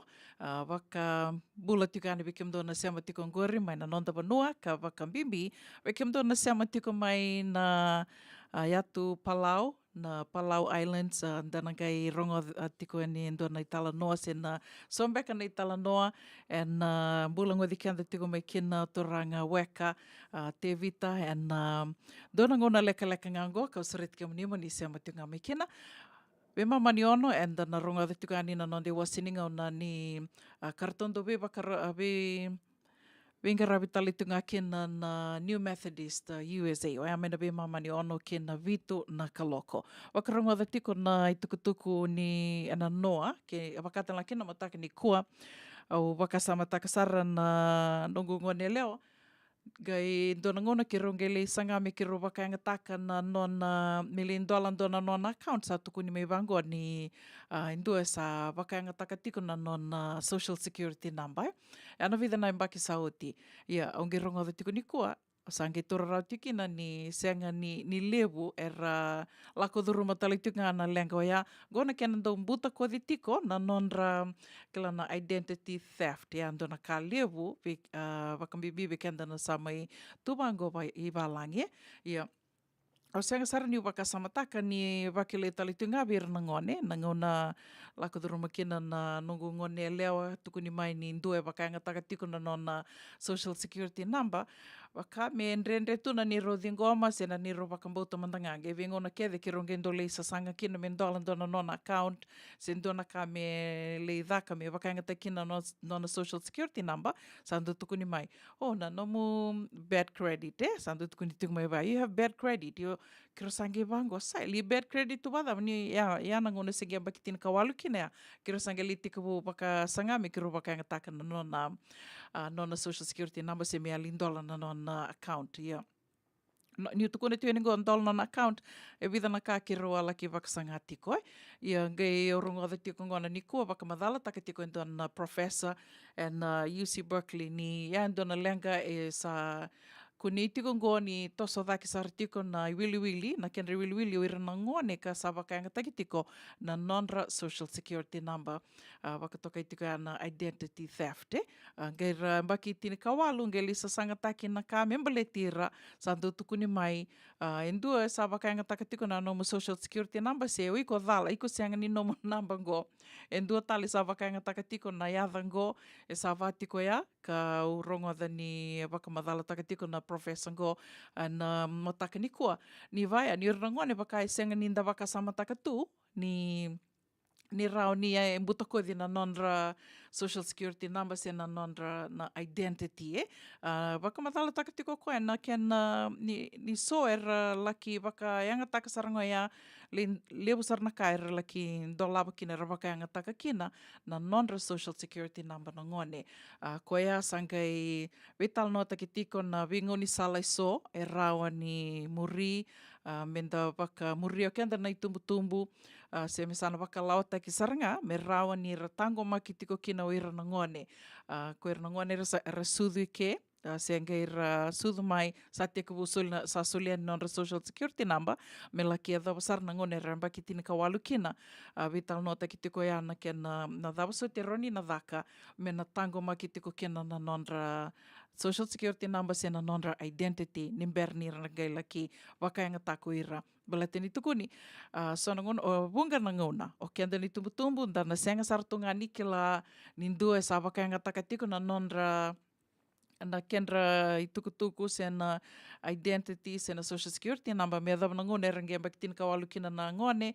da geli sa sanga tak sen geli sanga menda bukeira na be kai so rauni ra sa sanga tak ira vakata ki ira me bakani sa okatia me o ira sa saram adults in Amerika bakitin kawalu so ngana ka menda na yan ren rabi tiko kina waka bimbi tiko ninda sa libu sar na matapu bali ra sarangua le tiko mai ngor sera kalalai na ngone sa ni ngoli tiko mai waka matapu bali na buku ni kana sa rawa mai na namuni green card and a green card lottery ira na ngone ni rake ni doge lako kedi tiko mai sa ando ba social security number kedi tiko mai sa tiko kedi mai na ka member le tiko mundo ia ke waka orto na ngone rto semberni ambaki tin ka walu rto semberni waka ngataka na non rto social security number na veka member le tirto na binaka me na gangaro ni sartuki na yan rabi tiko kina baka bimbi na tumbu na daw ni susu do talanga na kaya ko tadaka mai na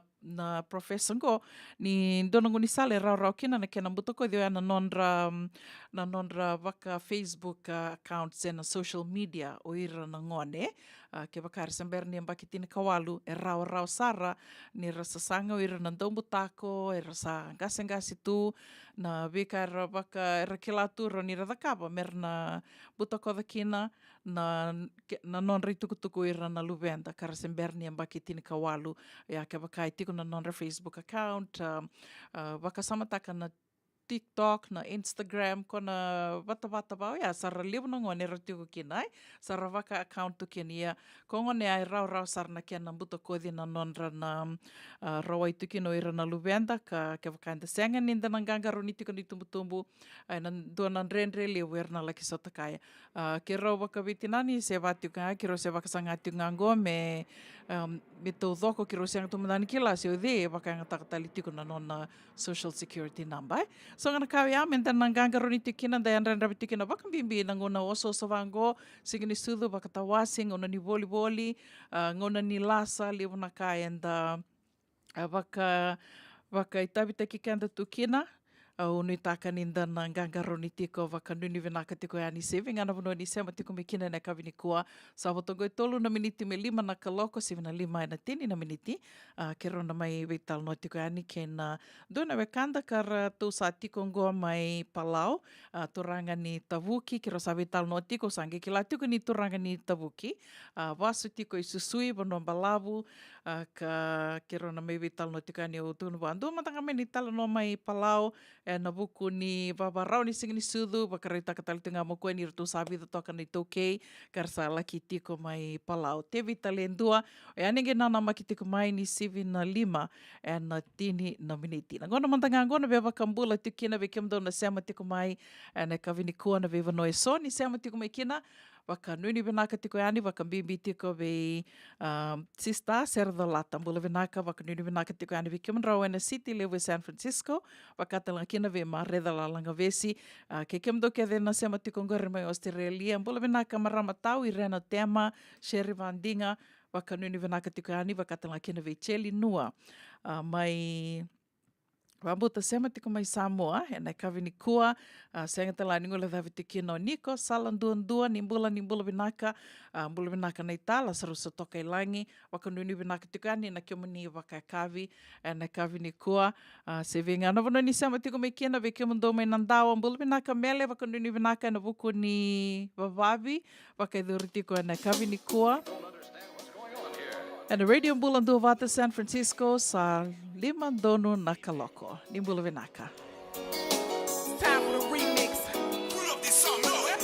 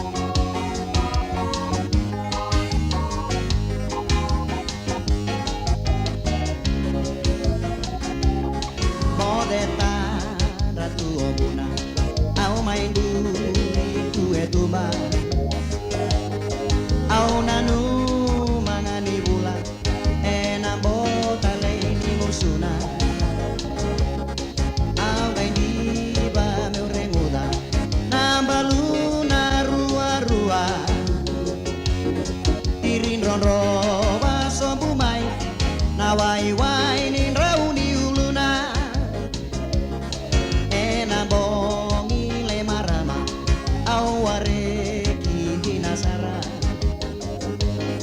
Niko sure baka mai meu taurana no mu mama Togai tukuna kaya lataka Baby sunin tua bata Au gai buki mai kayanra Au gai kila isale ni no butanra Au gai buki mai kayanra Au gai kila isale ni no butanra Au gai buki mai kayanra Au gai kila isale ni no butanra Ongo na Radio Mulandu Wata San Francisco. Mekauti Kenda Vatamai.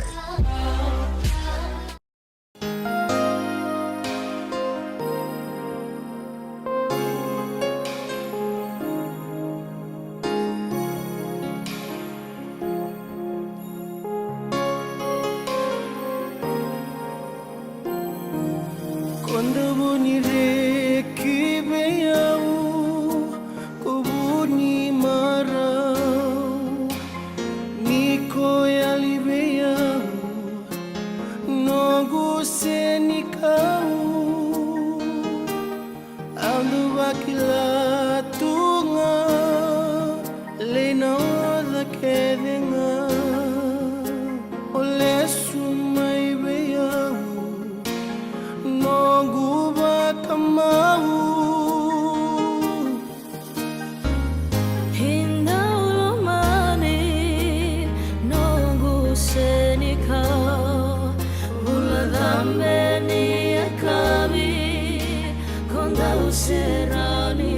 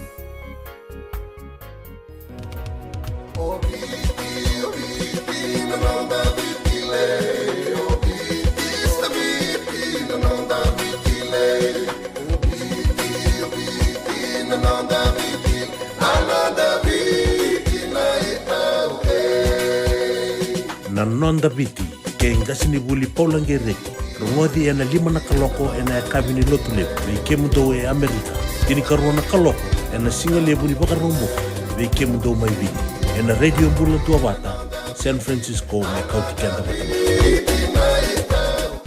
E senga dina ni kara rawa na daka waka kekiwa. Ia endona kainda wipu ke kawaka mamanta taka tuna bengaravi. O ia ke tuna kenda tō kakana. Na ika, na dalo, na bisikete, na rewa bata, na sunbells e tini bulu makau. We kenda tōna senga tiko ni nreiva, se senga ni waka motoka, kandau Ren no te tō beto seaki. Erto satu wakarau na Divine Pacific Food Mart mai Sacramento, merto talaveani na nong ni voli. Rawa sara. We tartarangayani na telefoni diwa 21 saivarua merto bakarotaka katalada mai na nong ni voli ena kena ngona totolo tua. Divine Pacific Food Mart, Vitorua Viwawalu Franklin Boulevard, Sacramento, California. Namba di telefoni 21 saivarua. Erto ngarabatalanga ni kena le waka suburi ani nanomu yaya. Mai na nonro stoa kena nomu mate ni katumba. Nungu chisu nungu badua. Dorongode na vima mani ono kina vitu ene kawani bugululu we kemuda we California. Vima mani rua ene kawi kina tolu ene singalewu ni lotilewu we kemuda we viti. E warotaka na New Methodist Christian Fellowship USA. Rongode ene radio mbulando vata San Francisco me kauti kenda vata mai. Ene muna ngauna na lewu ni so enda sa senga sarangan nikla na dapat menda vaka talau taka buka singilu utaka sa buka kapitak neka kuni lo malenga sa tipin dono menua erau ni buka dingo ikimuni waya na JJ's Food Shack Santa Rosa California na be matangali kaka na tibgina me baka na karitua waraisi na lobo palusami na buwaka na kaibo soso na dalo na toa na kokonda bainga ni kena gamure na kaka na buwa balang me baka na steak gai buka loka tabioka kena kozlo surua Otat ni, gelago bata na kena pai nambani kay naman rai. Oya na JJ's Food Shack, Santa Rosa, California. Erau sarang ano direct message virto giring akin na bitu sa iba bitu tolo dio tolo duon limono se o nga wale sarang ali tumiko may nanomota na dio valuma Billy Street. Oya e Santa Rosa, California. Erau talang ani rutuli dilibata kan na kemu katalo wasing lebu sa waka kabi ya may Santa Rosa, Kinavato. JJ's Food Shack, Santa Rosa, California. Na radio mbulando vata San Francisco me kauti kenda vata tiko mai sa sivitang kona lima na tini kavana minitio ni sana rai tiko mai ngoryo ni sana rita tiko mai na nongu turanga weka te vita lendua sema sara tiko mai na yatu palau ena kavini kua waka vini vinaka tiko vekio mani turanga weka ni ngalala ni va ngalala te kikio mani mai na kavini kua ka rau ni ndor na mai vital no kina ni rongo dio tiko mbeka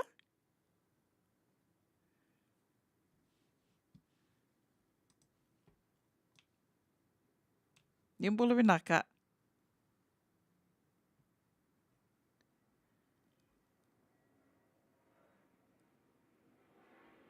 Nimbulu vinaka nungu weka.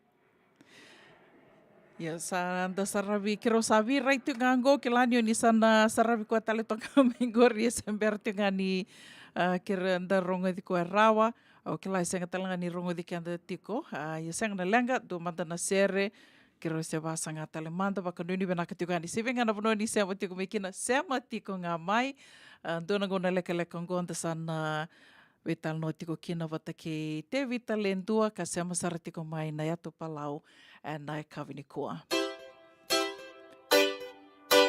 Bolo vinaka di Lady D, vaka nuni vinaka tikandi vikim rau na city, vaka telanga kina vi Rosa Ratu, ke kimdo ke desar no sema tikongori, mai Santa Rosa. Bolo vinaka Nico Salanduandua, vengana bono ni sema tikomekina, na kavini kua, irena tema ni bolo vinaka. Serra da Lata, bolo vinaka sista. Tu eke, somo na watingu wakavoro.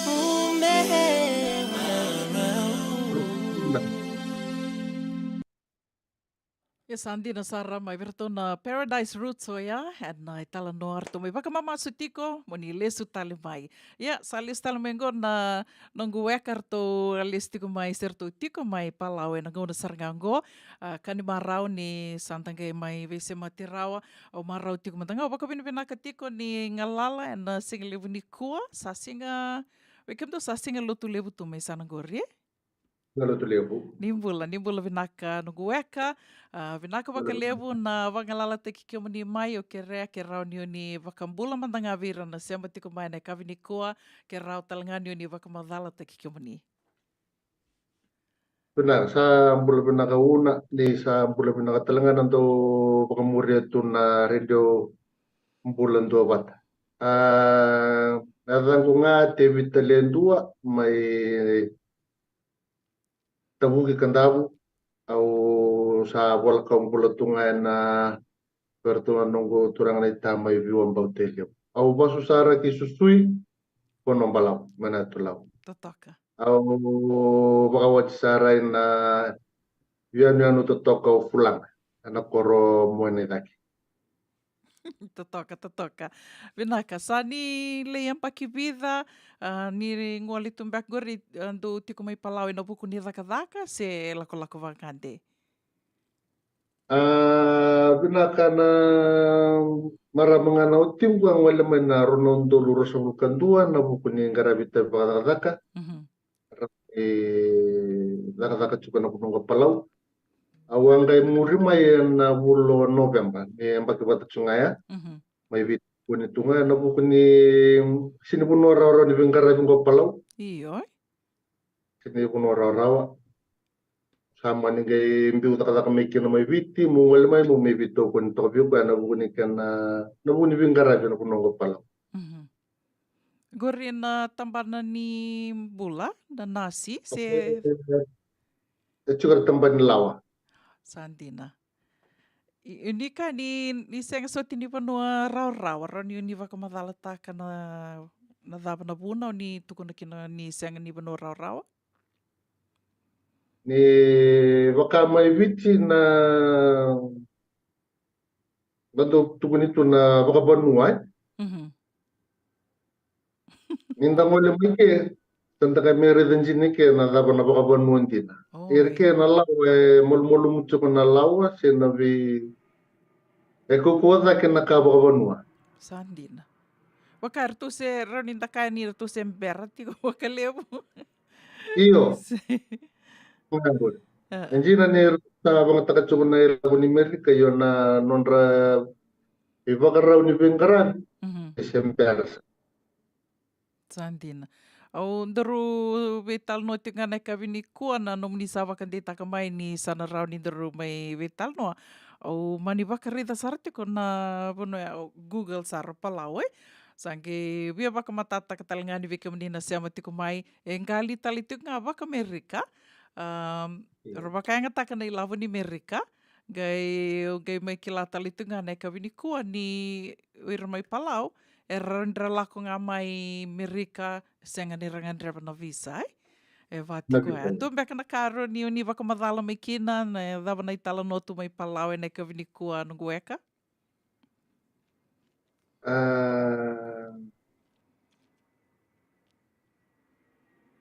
Kaya nga na mo nalibungan ng mo siyang sutsar ni sa turba na ka na kambalits palau. Yan na mo pandaw tangay ni Vikan Darabang Rongot kumay na ni nangon ni biti sa chuk mo nangon bay palau may tubo dag sa rabot ton. Ko sa ki mamile bit sa ngabulu ka bit todo. Aw siyang malaman na 21 se kitule chinwara na chunga. Ko sa levit sa ngabulu ka bit to rawil chuken nangon. Har may bultal chunga ka nangon. Nata na tempat ng bola sa vida dugo chunga ng kas ni buli. So sar may taka sar chuko to na tambanan ni laboy ke finance. Rawa na mindala ko may bitin dala ko ni palau.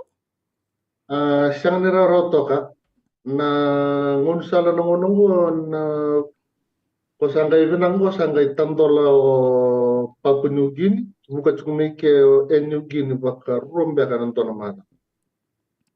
Kena bale mai viti, dana vuka vai ai Papua New Guinea ge lako yani. Iya, mai viti Australia, New Guinea sangai ngwal sarmai. Sandina.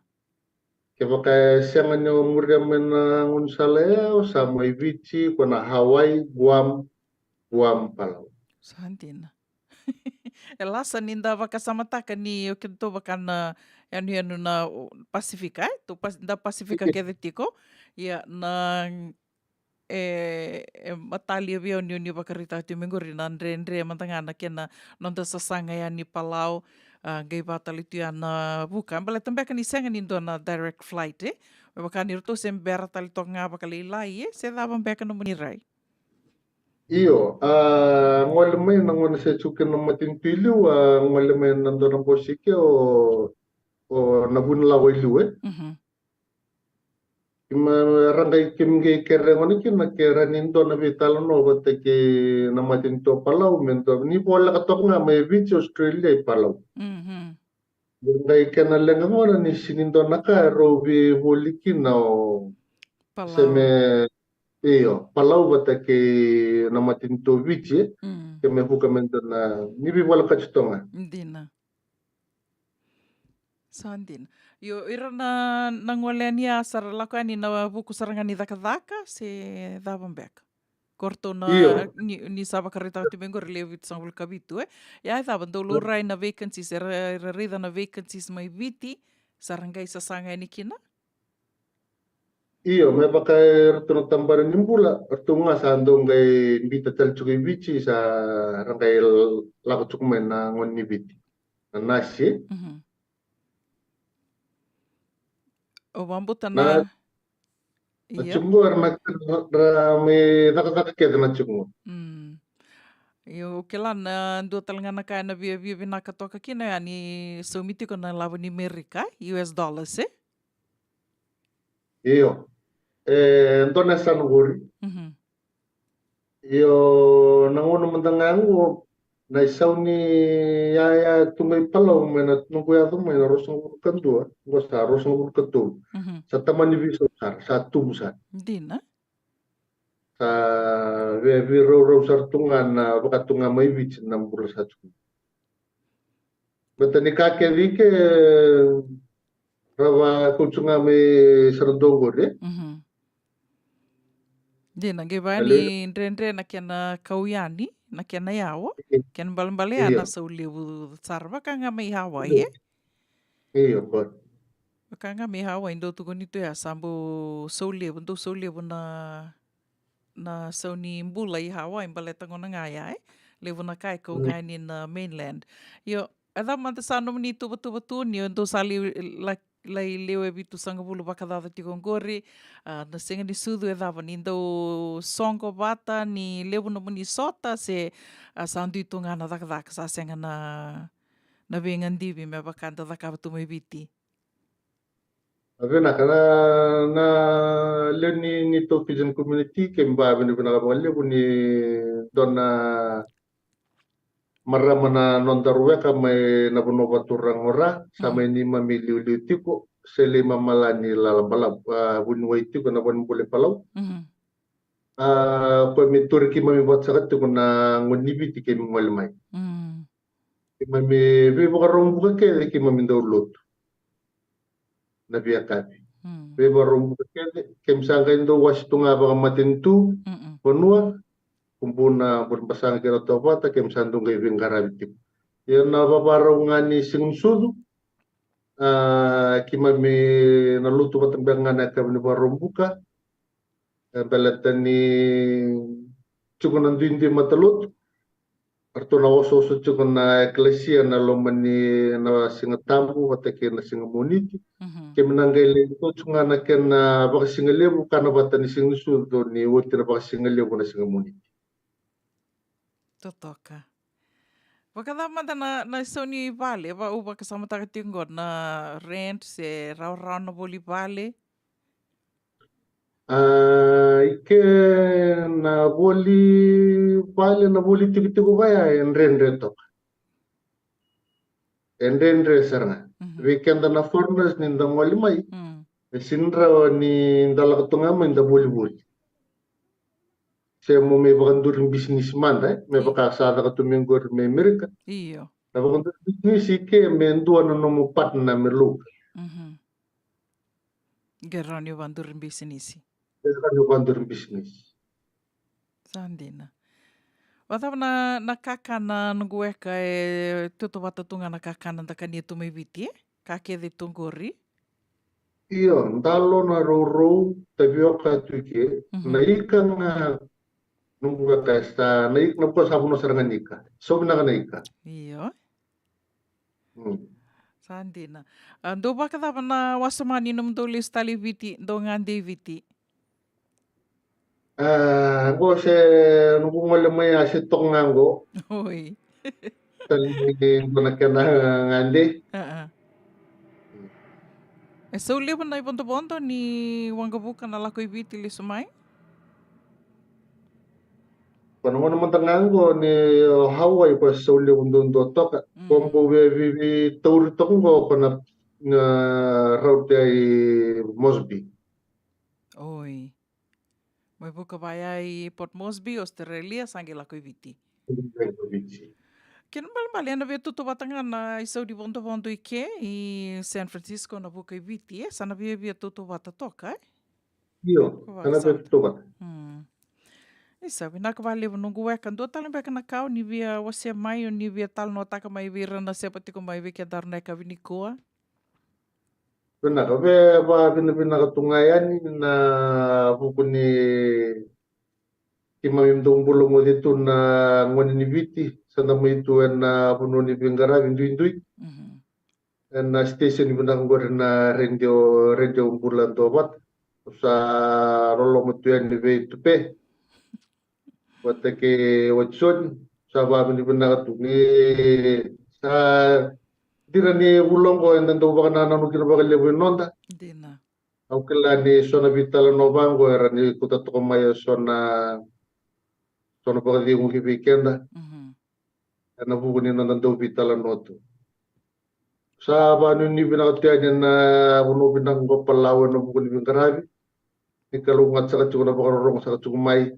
Weekenda may nonda ni ngay saraba rong tiko baka malo na buku ni vitala noko. Misalolo masartuan ni baka lebo. Ana kami ni sini kuah. Vinaka.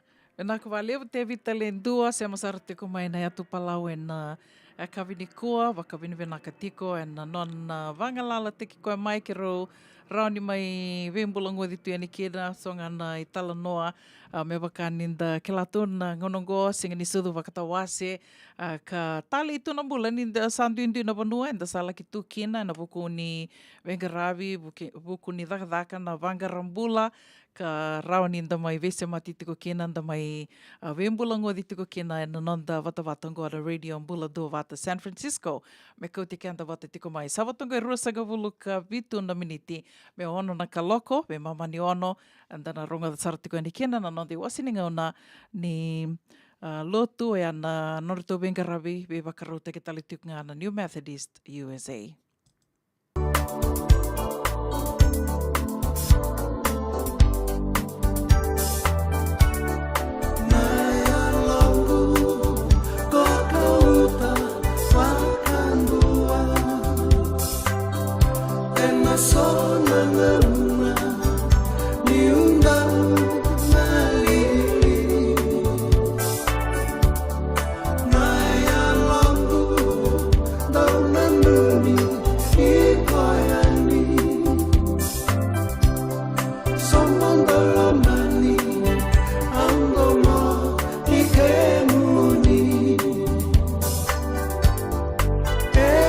Bongi,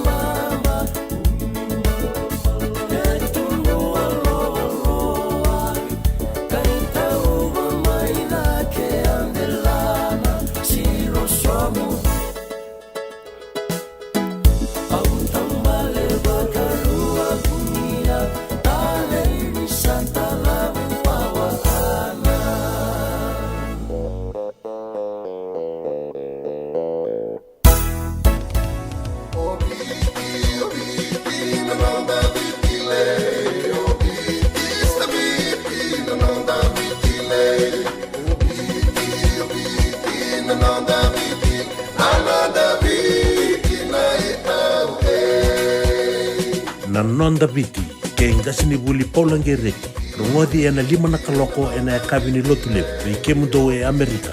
Tini karuana kaloko ena singa lebu ni bakaromboka, veike mundo mai viti. Ena radio Bulantua Vata, San Francisco me kauti kenda matama. senga dina ni kara rawa na daka waka kekiwa. Ia endona kainda wipu ke ka waka mamanta taka tuna bengaravi, o ia ke tuna kenda tō kakana. Na ika, na dalo, na bisikete, na rewa bata, na sunbells e tini bulu makau. We kenda tōna senga tiko ni nreiva, se senga ni waka motoka, kandau Rendre no te tō beto seaki, erto sa tu wakarau na Divine Pacific Food Mart mai Sacramento, merto talaveani na nong ni voliboli. Rawa sara, we tartarangayani na taliboni diwa dua ono toluwa diwa ono saibarua, merto wakarotaka katalada mai na nong ni voliboli, ena kena ngona totolo tua. Divine Pacific Food Mart, Vitorua Diwawalu Franklin Boulevard, Sacramento, California. Namba di telefoni Viwan 21 Toluwa Diwa ono Saivarua. Erto ngarapatalangan ni kanalay waka suburian ni nanomu yaya. May nanonro to stoa kina nomu mati ni katumba. Dendram beka nangola ni kibalilo tena buku ni oso pakadadaka. Sendrak-ndrakita beka na itos nimbula. Kuwa ni lenga sinui gawa. Nana magi mai kina programu warotaki. Mai vera tau na New Methodist Christian Fellowship USA. Nongu chisu, nongu banua. Rungode na vima manione na kabini bukululu bei Kemundo e California. Vima mani dua na singilewu ni lotulewu bei Kemundo e Viti. And a radio bulando wata San Francisco. Me kauti kanda wata mai. JJ's Food Shack. E tiku kete kina na kakana boka biti me bakana kokonda. Lobo benga ni ngai kani doitu na bundi nan dalo se tabioka. Na kakana boka malangi me bakana steak baka loka kena coleslaw. Wee! Na karitoa sa wadha badina na kani kana. Kaya tiku talanga na nono to specials and na lomo ni madawa. Daw tamba na Facebook. Na doi ni tiwa ya na bani mandrai pai kaya na bungatale. Gore na JJ's Food Shack. View Valley mo Billie Jean Street, Santa Rosa, California. Karo talagang rito dili mo yang may Santa Rosa, may yato sarani kinavato. Girit-rito sana kinavitu sa ibabitu tolo dio tolo dundu al limono. JJ's Food Shack, Santa Rosa, California.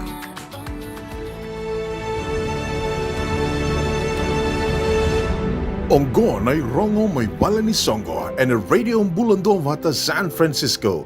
May kauti kanda vata mai.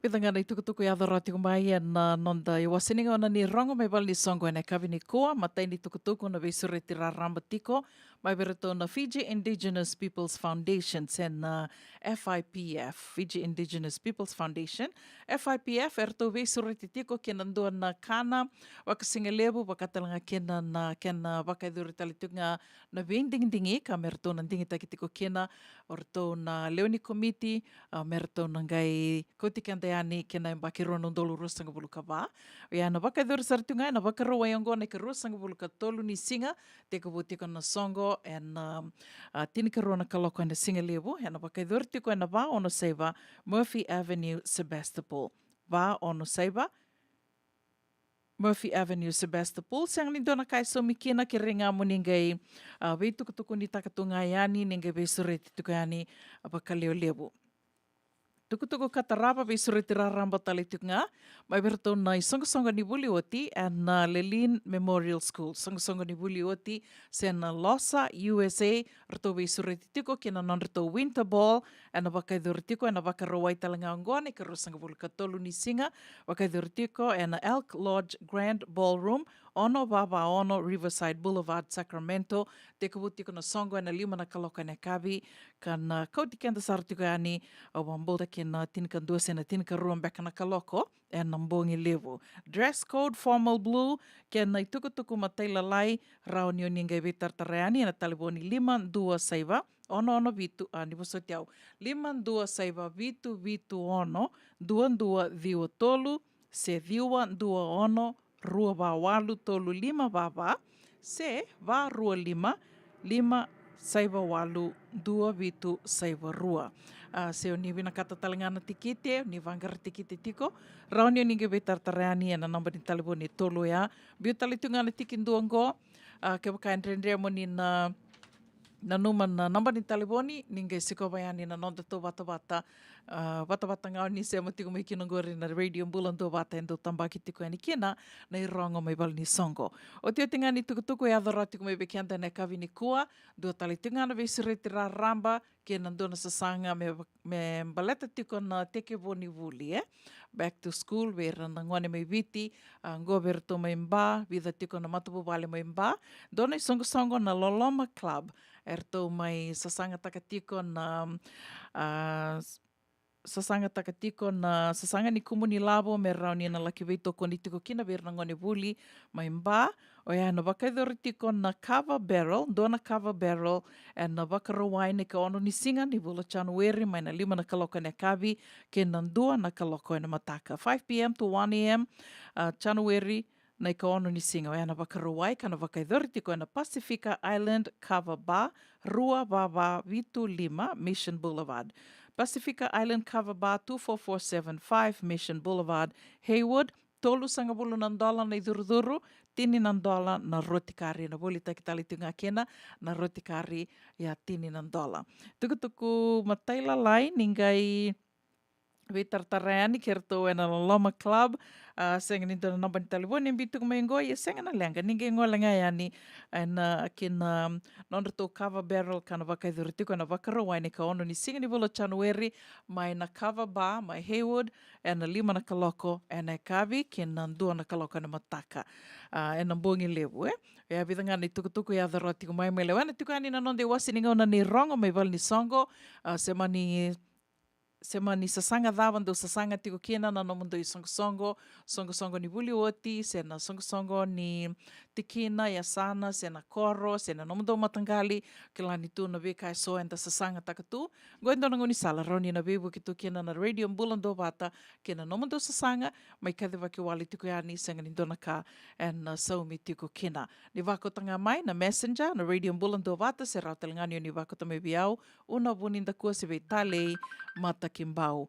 Sabotongo I tini kandona miniti me ono na kaloko, e na kabibi na kanivuke lulu endendai ni karusanga vuli singa, ni vulo December, wakaduni venaka tiko yani, en vuku ni veto se aki tiko, singa ni sudu ke na tawase ni ambaki, and wakana mata tiko kinongo, ngona tiko ni vule ngunu, vule kana tali tiko nga, vesure tiko ani na radio mbulan dua bata, sema tiko nga mai, en anonta ngono bata na vea kavi, mai na tolu kina vitu na kaloko.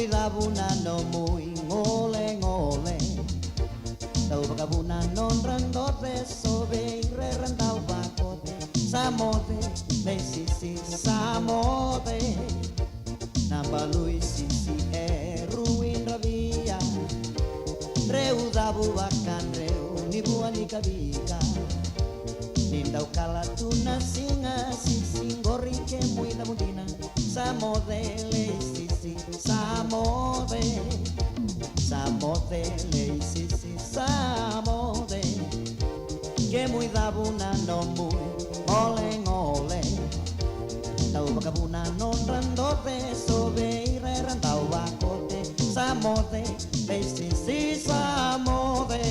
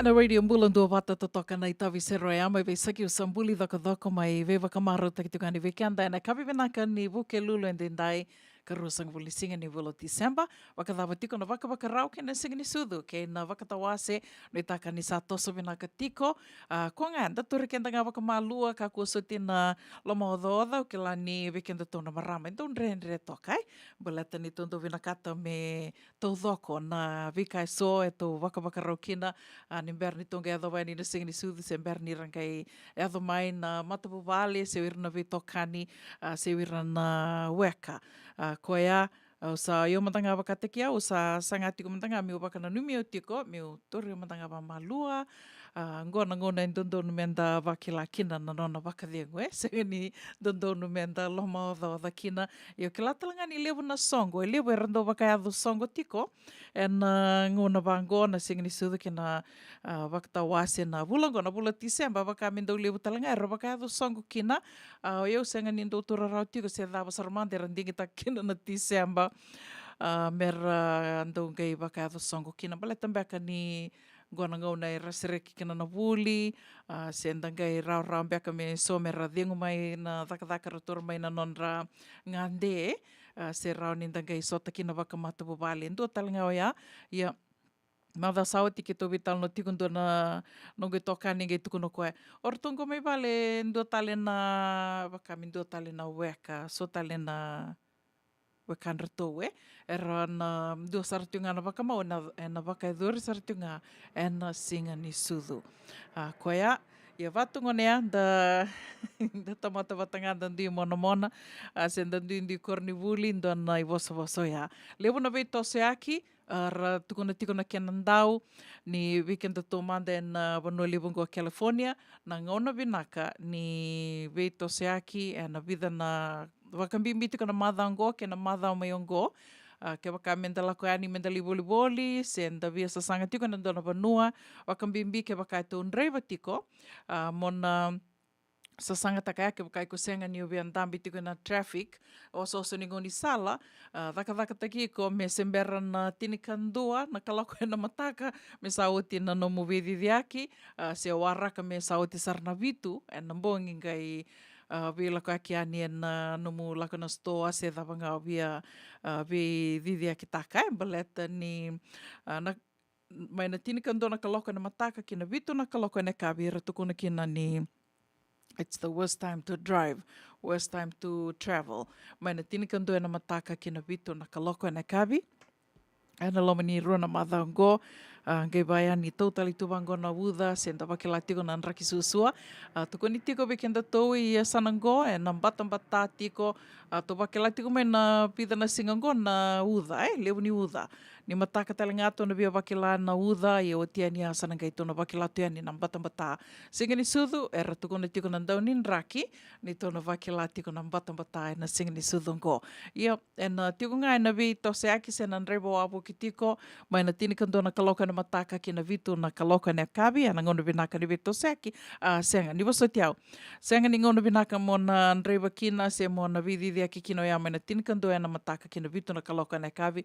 Worst time to drive, maleta ni na lewu na traffic, lewu na oso sarvaka lewu na ngoni sala. Ia, ngai lasa veo ni uwa ronga da tiko mai wakamure tiko mai nei tukutuku, wekenda tau ia sanango, wekenda i Amerika, ngai tiko ni tiko ni sarva kande taka mai ngo ira na vi kambani ni insurance so ngo na insurance ni motokai sarva kande taka ira ni o ira na ndau nreiva taka na motoka e ruango na Tesla watake na Ram Tesla watake na Ram o ira era the worst drivers. Yang na kai tuku ni. They are the worst drivers mbaleta ni rabakatoto watataka na lebu ni dhonga e ado e lebu be ira na dhonga tiko ngo, o ira ka randreva taka tiko na Tesla, wakatanga kino ira randreva taka tiko na lori ngo na Ram, Tesla watake na Ram. Ia, dongana kaya, o nanuma e lasa via ni wakarongo da tiko, o tia, sange tuku ni taliti ngā mai, weke mani na voli Toyota, na motoka na Toyota ngo e waka tiko kina na RAV4, o katalinga kina na Camry, watake na sotali tiko na model ni Toyota, ni recall, tuko di tiko ni dua na lenga, sange kunei ni dua tiko na lenga, e na motoka o ia mai na yambaki rona undolu ruasanga bulu ka ndua, ke na rona undolu ruasanga bulu ka tolu. Koea, kuni kani kurambui ke wakai ko vuliana nomo motoka, ka na yambaki o ia dhaka na motoka, se ambuli na motoka na Toyota, waka kongau waka samataka rau tingoro na motoka na Camry watke na RAV4 na model o ia, e na yambaki ka ambuli mai na yambaki ronondolu rosang bulkandua ki na ronondolu rosang bulkatolu. Tukuni ni vida wata na milioni na motoka ngo na Toyota, e tukuni mera wakasokai lista lea ni paleta ni ndue tiko kina na ndua na kena ngadangade a senga ni tau dhoko se rao ni na wakawu kama ke wakai dhonga e na rao ni na kama na totoro na kena kama o ia, kuni kani kurambui ke wakao ni avoli motoka, ni avoli Toyota maker e na model o ia ke na yambaki na ronondolu rosanga bulukandua ke na ronondolu rosanga bulukatolu kuni kani kurambui ni na tukuni ani mona wakasuka tala na motoka ia ni wakasuka ia se na recall e na gai so nangona e na visu somita ki mai na motoka se na solitali mai na nomo i lavo. Ia, so ngana kamen dana wewa kana numitunga kena e nangona oso songo ni lewu tiko na veto se aki, lewu na vela koe aki, na wangabuka, ia lewu sara tiko na vewu koe aki bera tiko, flight delays, so na kamen dana na yanra tiko kina, ka kabinaka na ngonongo, na kaenda kalungata tiko kina, ni na wangabuka keve, e sa tiko na nondra app, ka rani korreida tiko kina, so na ngona, sa langa mai na text, ni your flight has been delayed, bera niko lako ai ni na airport, ne o Livondo, e na binaka mo na reida tiko, ke wakamtanga e sengi ni lako ai ni ndona text, so reida mantanga na nomu app, me korreida in duana sena email, en duana i tukutuku mai veritona na kambani na wangavuka o na bondo kina, e lako e ani sesenga me kakoni ko leo da tuna wawa da leva lusingo na tui rarani wangavuka. Sa sivatangona ono e na 5 miniti e na radio mbulando vata na veva kambula tiko e ani e na sera kataravongo ve Niko salanduandua. Nimbula vinaka Niko, wakanuni vinaka tiko ani viki mani, se venga na vanua ni sema tiko me kina, e na kavinikua, wakatala kina ve Rosa Ratu, ke mdo ke de sara na sema tiko ngori, mai Santa Rosa. Wakanuni vinaka tiko ani na vuku ni venga ravi tiko e na kavingo, vuku talangani waka rau tiko kina singini sudu, mbula vinaka D Lady D, ke mdo ke de sara na sema tiko ngori, mai na City Lewe San Francisco. Wakambimbi tali tiko nga ve latilata na wangaliva mbula vinaka nei, waka Merry Christmas tu matangani viki munrau wakatanga kina ve Lex Maleau ni mbula vinaka ni sema tiko mbeka mai ve Lex so ni taka ni mbula vinaka tiko wakatanga kina ve Adura Seru Kasari vinaka wakalevu na sema tiko mai wele kutu na kavini kua vada watuna nraki mai wele kutu wambutare via rungu tu mbeka ngoa lako watu tu kena tunu makatuna nraki kata endasa na numa vinaka tunda ki la vinaka tunda nraki mai viti na ngonongo Sivitangona ono e na ono na miniti na radio mbulando vata San Francisco me kauti kenta vata tiko mai da ronga manda nei talano ni sokodiri me vakaro mai talano taka tiko ani na dewala ke na sau. No mini tokani ono vuninda kua ni mbula vinaka.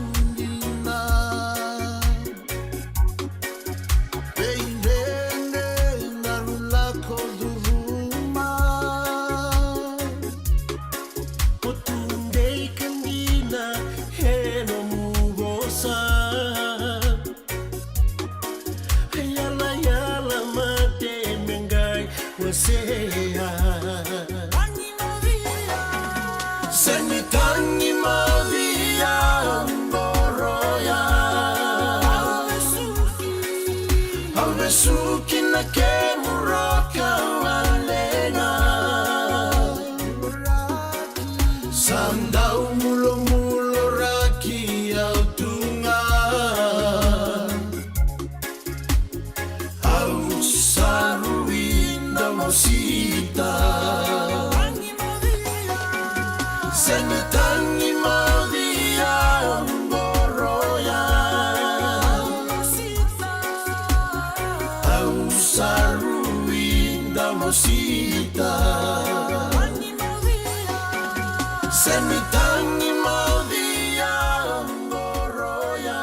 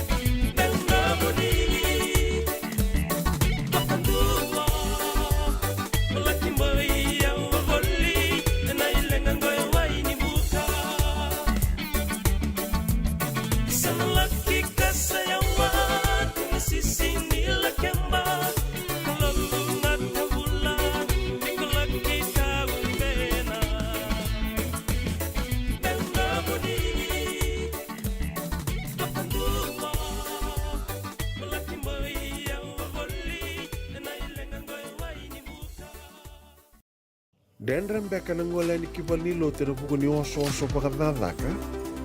Sendrakindrakita beka na tos nimbula. Kuani lenga sinui gawa. Nana maki maiki na programu warotaki.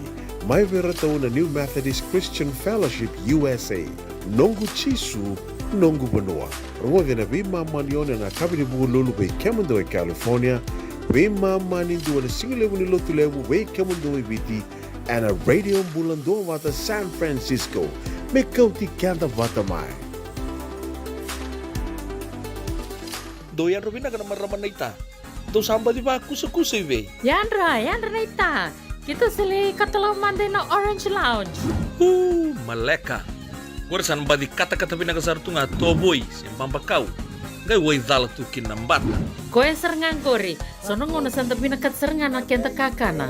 Di na to zoko. Kaya kitusan ng berata ni mga singilebu, kitusan ng gali bagay kabing ngaya ni kina. Na Orange Lounge, katalaw buka singilebu siya buka kabi, e baraw tayo ito buka manggo sanggay totokan na buno ni kana. May namenda to ito iti, kanay buka singilebu siya buka kabi, may baka na buka sekera, na sui, ikatabu teke, roro buka lolo, kay na vida tale. Giraraw mo kila na menu ni singoya, na Orange Lounge. Tolo-tolong dua, Orange Street, Santa Rosa. In dua tala na taman ni Vingarabi ni Divine Group of Companies. Dola man na wala kaloka na mataka, kina wala kaloka anambongi moniti kina singatambo na Orange Lounge. Tolo-tolong dua, Orange Street, Santa Rosa.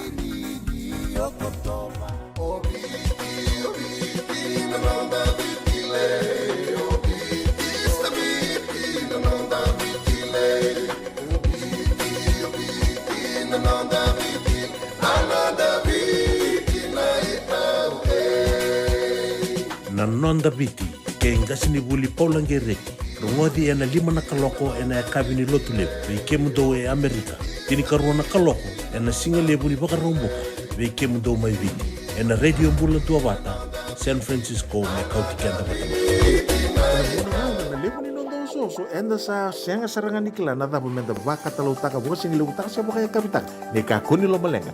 Sa tipin dono munua, erau ni buka tingo ikimunyo. Waya na JJ's Food Shack, Santa Rosa, California. Na vei matanggali kaka na itibigina. Me baka na karitoa, waraisi.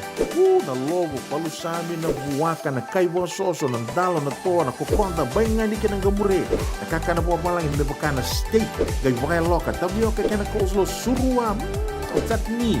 Gila ko pata na kena pie ng bani kay naman rai. O yan na JJ's Food Shack, Santa Rosa, California. E rosarang ano direct message virto, giring akin na bitu sa iba bitu, tolo dio tolo duon limono, se, o nga wali sarang alito miko may nanomota, e na dio mali Billy Street, o yan e Santa Rosa, California. E raw talang ani rito ulit dilibatakan na kemu katalo wasing lebo siya wanga kabi, yan may Santa Rosa, Kinavato. JJ's Food Shack, Santa Rosa, California. Ena radio mbulando bata sa sivitongo na ono en tinika dio na miniti ena be mamani ono da sana sema sartu kanikina kerto na New Methodist USA ena buku ni nonreto programo kandorunga ditiko ena be kabini buki lulu aya mena be mamani ono kina vitu na kaloko wambutan da sasaraba ke ditiko ndorunga da ke ditiko na nonreto sana maro ta ke tiko na nonreto matabu bali na leu tinika rua kartou sa waksukai na noa solitiko berto na presidential pardon mai na norto waka sukai mai na walni bebe sue waka dona ka na nungu waka sama takatiko na norto dui mata bupali uira na ngone na maku sombeka na ngone rasa tui walni bebe su na tamanra rangai sudumbeka se soera sangai uira na makumbunra dona signi sudu vinaka singni sudu tale vera na singni sudu go berto na lewiti ni karua ko na numa me wili ko tumandangani na dan reto be kom ni na senga tiko ni se rongoda se ni sanguile va bambeka o na tini karua go me wili ko mandangani alesi na lave Josefanata Mr. Kalio Varasaka ni wasoti au rasaku Kalio Varasaku Kamlesh Kumar Lole Bulada, ne mani vale ni sana pita toko ni roi, ratu noke takivekata, Mr. Rupeni Wasayado, Samuel Rongoivalu, Mr. Timothy Silatolu ke vaione tengo.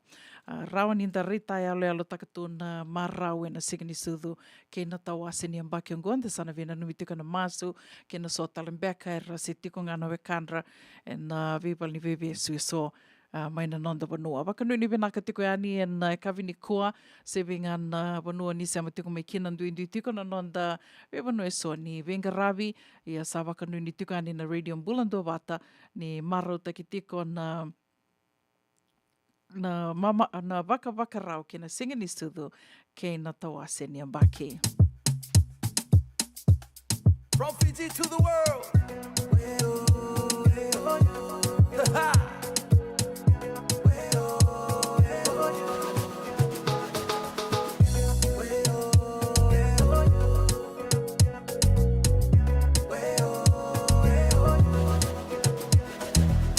Mama rauna ya longu ni uraida au bakasaraba isale ya undiva meu tikivi kose nimbua menungu teki teki isale ya unruka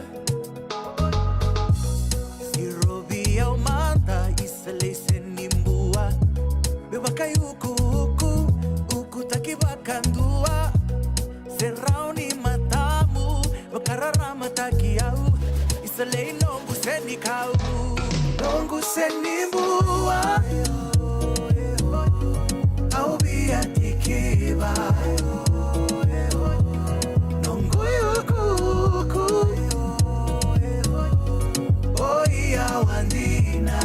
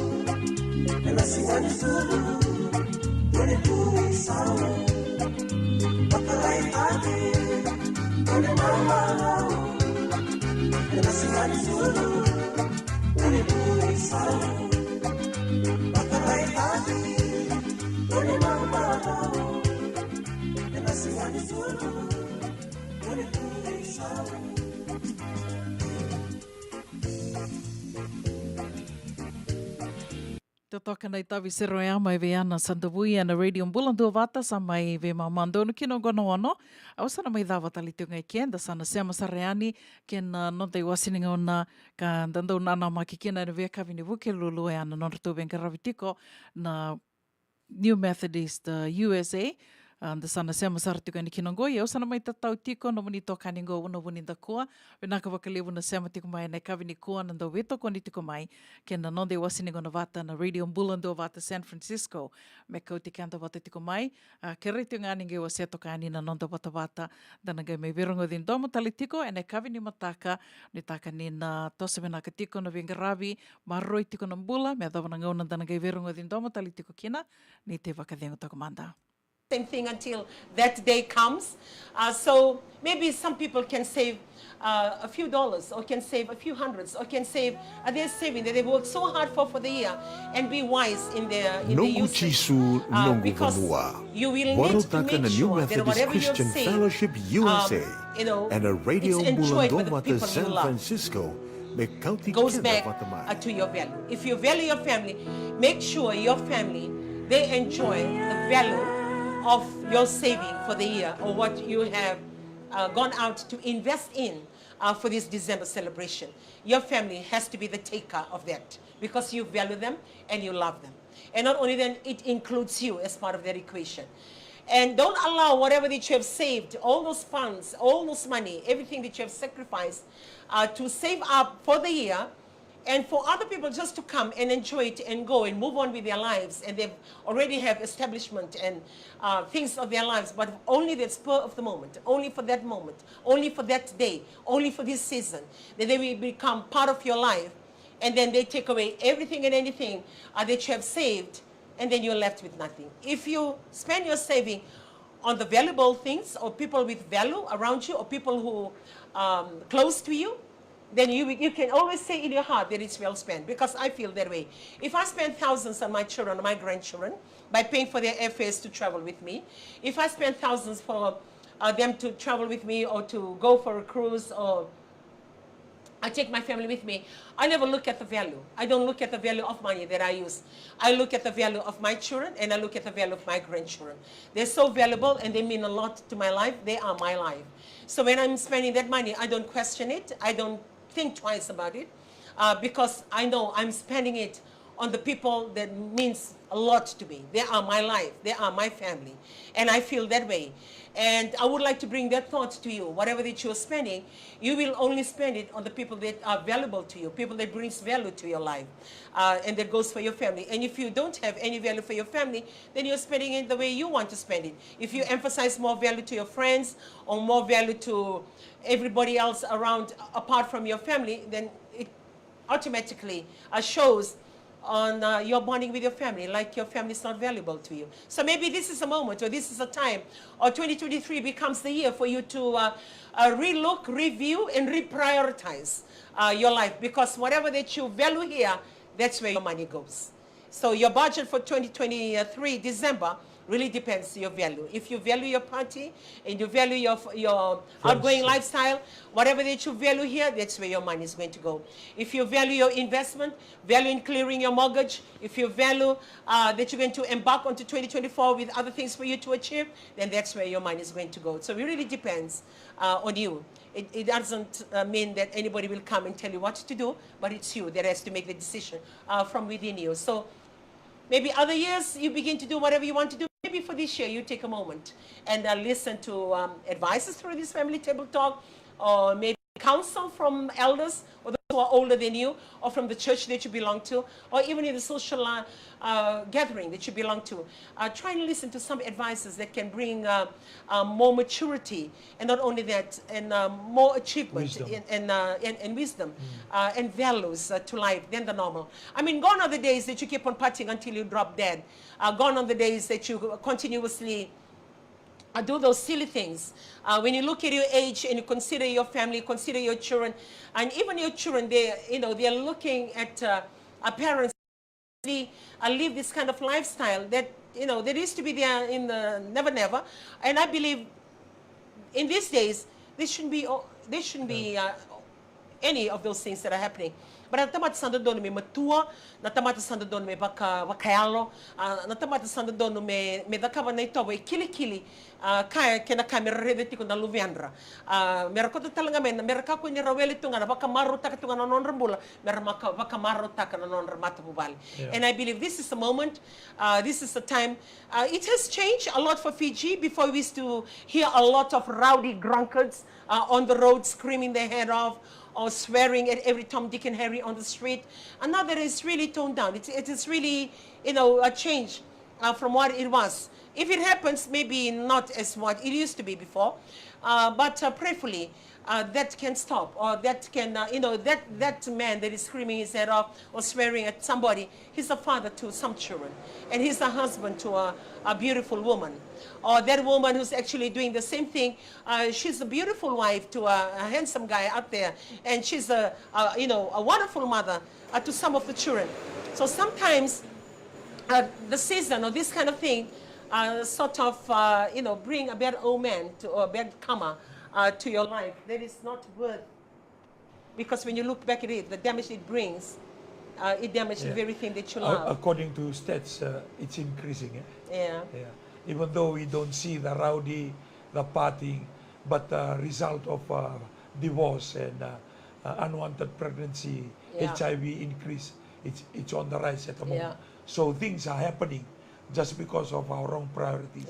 It goes back to what you said, the wrong priorities. The family values, we are sharing something that can improve in some way or the other, especially the values, human value, and the family values. And at the moment, there maybe the shift in the song or an occasion is different now, but the result continue to skyrocketing, continue to increase. That means the value of human beings becomes reducing all the time. People are value their how do I look to the world, how the things that I achieve, like more on a public stage. People are not focusing on the private stage, their life, their relationship, our relationship, our children. what is the bet and what is the lifestyle that we are handing to Yeah. our children. All those things become a reduction. It's more on we look nice into the world, we look nice in the social media. And that's why the value of being together, the unique of, Family bonding is no longer there. is no longer there. Yeah, And that's why we're having a big problem with rebellious children, because most of the children, they are come from a home that maybe only one parent. Or absent father and absent mother. mother, and that's why a lot of young people are on Yeah. the street at the moment. I remember when I came to a parents interview one time, and the teacher was saying, before it can be only 1/3 or less than 1/3 the children in a class that comes from broken family, but nowadays it's even more students are coming from broken families. And imagine the emptiness, the love, the missing of love that they need. It's no longer there. So it's a value that we really need to work on, our values, which is a priority that we place number one in our life, because our priority then will make us work towards it. Whatever is happening in our lifestyle, that is what we prioritize the most. Yeah, be wise with your spending, be wise with everything that you do. Your timing. It takes me to the credit card. I want to talk about the credit card. You know, the banks here in Fiji, now they have debit cards, which means, and I know all over the world you have debit cards as well, which means like in Fiji, if I take my BSP debit card, whatever money that I have with my account in Fiji, in BSP, I can also use the same. And that goes for any other bank that I belong to. And for Fiji, for those of you that are travelers that usually leave Fiji shores, I think we have the limit of $5,000 Fijian per month that you can spend outside Fiji or as and when you travel. And these are some of the travel tips that we can talk about today as we round up the program. And even when you're traveling, as you reach immigration, a few questions asked that has helped us to change the way they do things, because it's not written anywhere. But as and when you come to immigration, they will be asking you how much Fijian cash do you have with you. And before you say, okay, I have about 300, I have about 400. And I never used to ask what is the limit. But later on, then I find out that you can only take a limit of $500 Fijian cash outside Fiji, which means you can only travel with $500 Fijian in cash out. So to the countries that you're traveling to, then you're supposed to change whatever other money that you have to the currency of the country that you're traveling to. If you're traveling to New Zealand, it has to be New Zealand dollars, or Australian dollars, or American dollars, or whichever country that you're traveling to.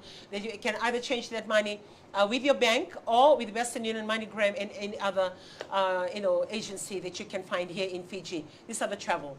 And also, as and when you arrive into the country, it says in the immigration declaration form, as you leave, that you are being asked whether you're taking more than 10,000.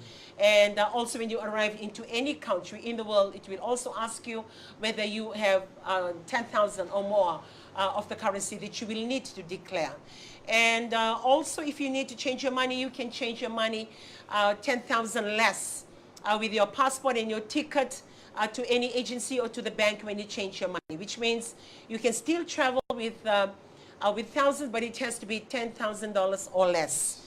And it has to be declared, because when you take your passport, that's written at the back of your passport. When you go through immigration, they will also cite the same on your departing immigration and your arrival immigration on the funding that you're taking with you.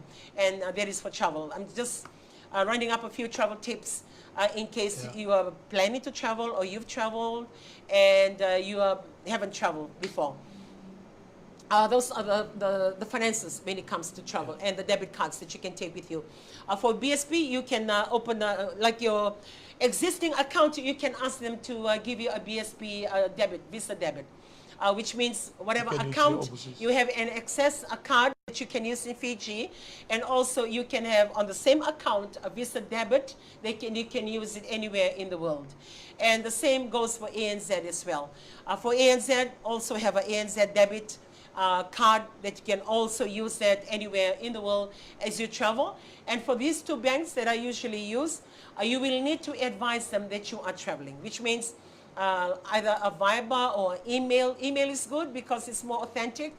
Send them an email to say, I will be traveling to this country for these dates, and I will be using my card. So they are aware when they see the activities of your card in any of the country, they are already aware that you are actually there, other than another person taking your card and using the card on your behalf. So they are aware that you are actually there using the card yourself. So you will need to advise the bank on email, or go and visit them and tell them that you're taking your card with you and you are using it with them and the dates. So as soon as you arrive, they know that you're back in the country on those usage. Sometimes if you take the card without advising them, I did that when I traveled to Romania. I forget to tell them that I was going to go from England to Romania. When I tried to use my card in Romania, it didn't go through. But even though I knew that I have my money in my card, but it didn't go through, it kept on declining. Then when told me, oh, you didn't tell us that you were in Romania. So you need to advise them the country that you're going to go to and the country that you're going to be using your card with, and also keep them advised, and they will let you know. And sometimes it declines on the usage or 2 or 3 times in a day indirectly. It's trying to tell you there is a maximum that you can use in a day. And those are the little things that you can be aware of if you are taking those debit cards with you.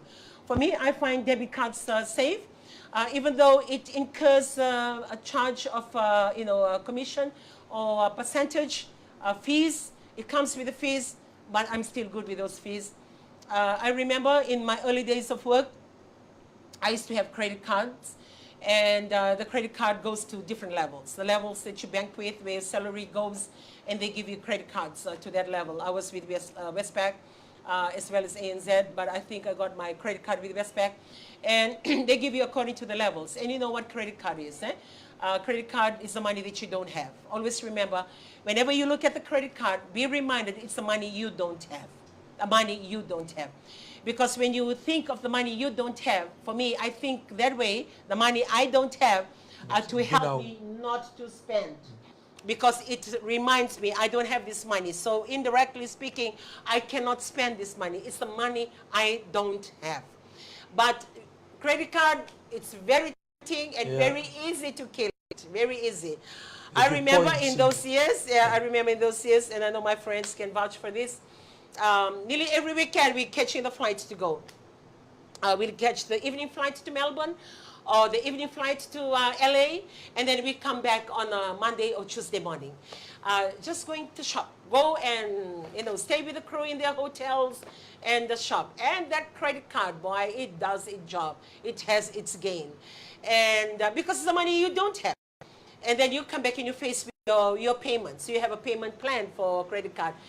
You get, your billings come. And then you know how to work around it. And there's quite a few of us who always do that. I'm sharing from my experience because you can be doing the same now. And like if you want to use your credit card again, then I will put in a payment. Like if I want to use, my credit card was on a 5,000 limit. If I want to use another 2,000, I'll put in a payment of 2,000 because I'm traveling and I want to use that 2,000. So you play around with your credit card that way. But on the other hand, you're always owing because it's the money that you don't have. Yeah. It's never your money from the beginning. And that's how it goes. I've reached a point in my life that I say to myself, no, I cannot continue to do this. I believe as I get matured, not only matured, I begin to value my savings. I do a lot of savings because I grew up saving. I grew up in a very staunch teaching on savings and things that you can do. And somehow, even though I was spending, there's always that thought lingering at the back of my mind, this is not you, you cannot be doing this thing, you better stop. And come the moment, I said to myself, no, I will stop doing these things. So I save up my own money to spend. I go for debit to be my resource, which means if I reach my limit, that's it. If I don't have it, that's it. That's my money. It's the only money that I can spend.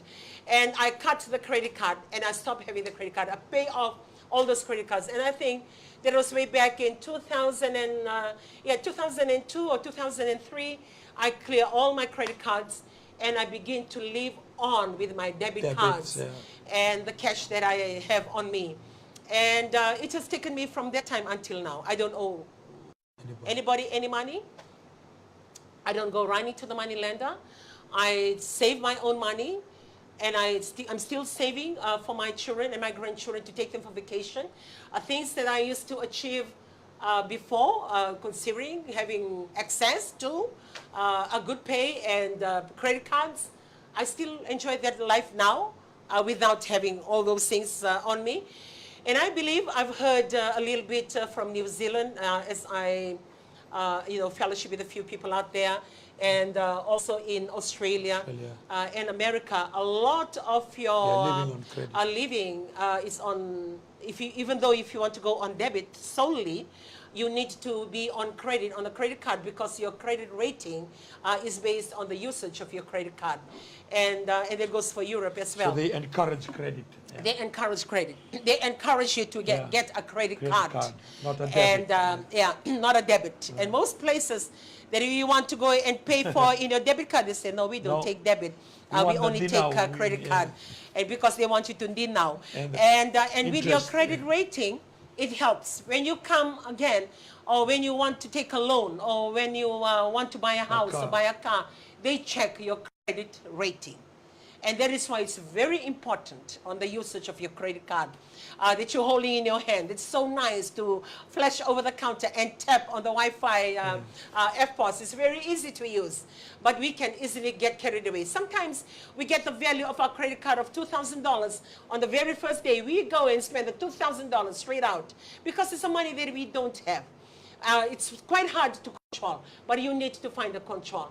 And also on the credit rating, they will monitor the way that you use your card.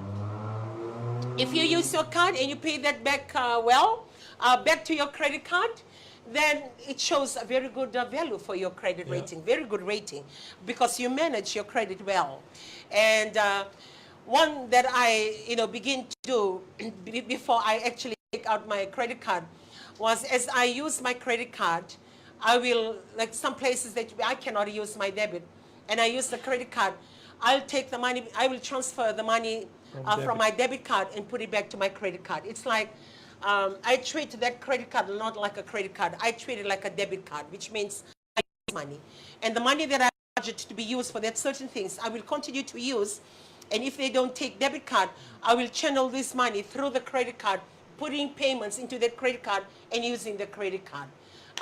Once you you control that, once you have your mind around that kind of usage, then you're in a very best place for credit rating, which means you're not using your credit card by doing credits.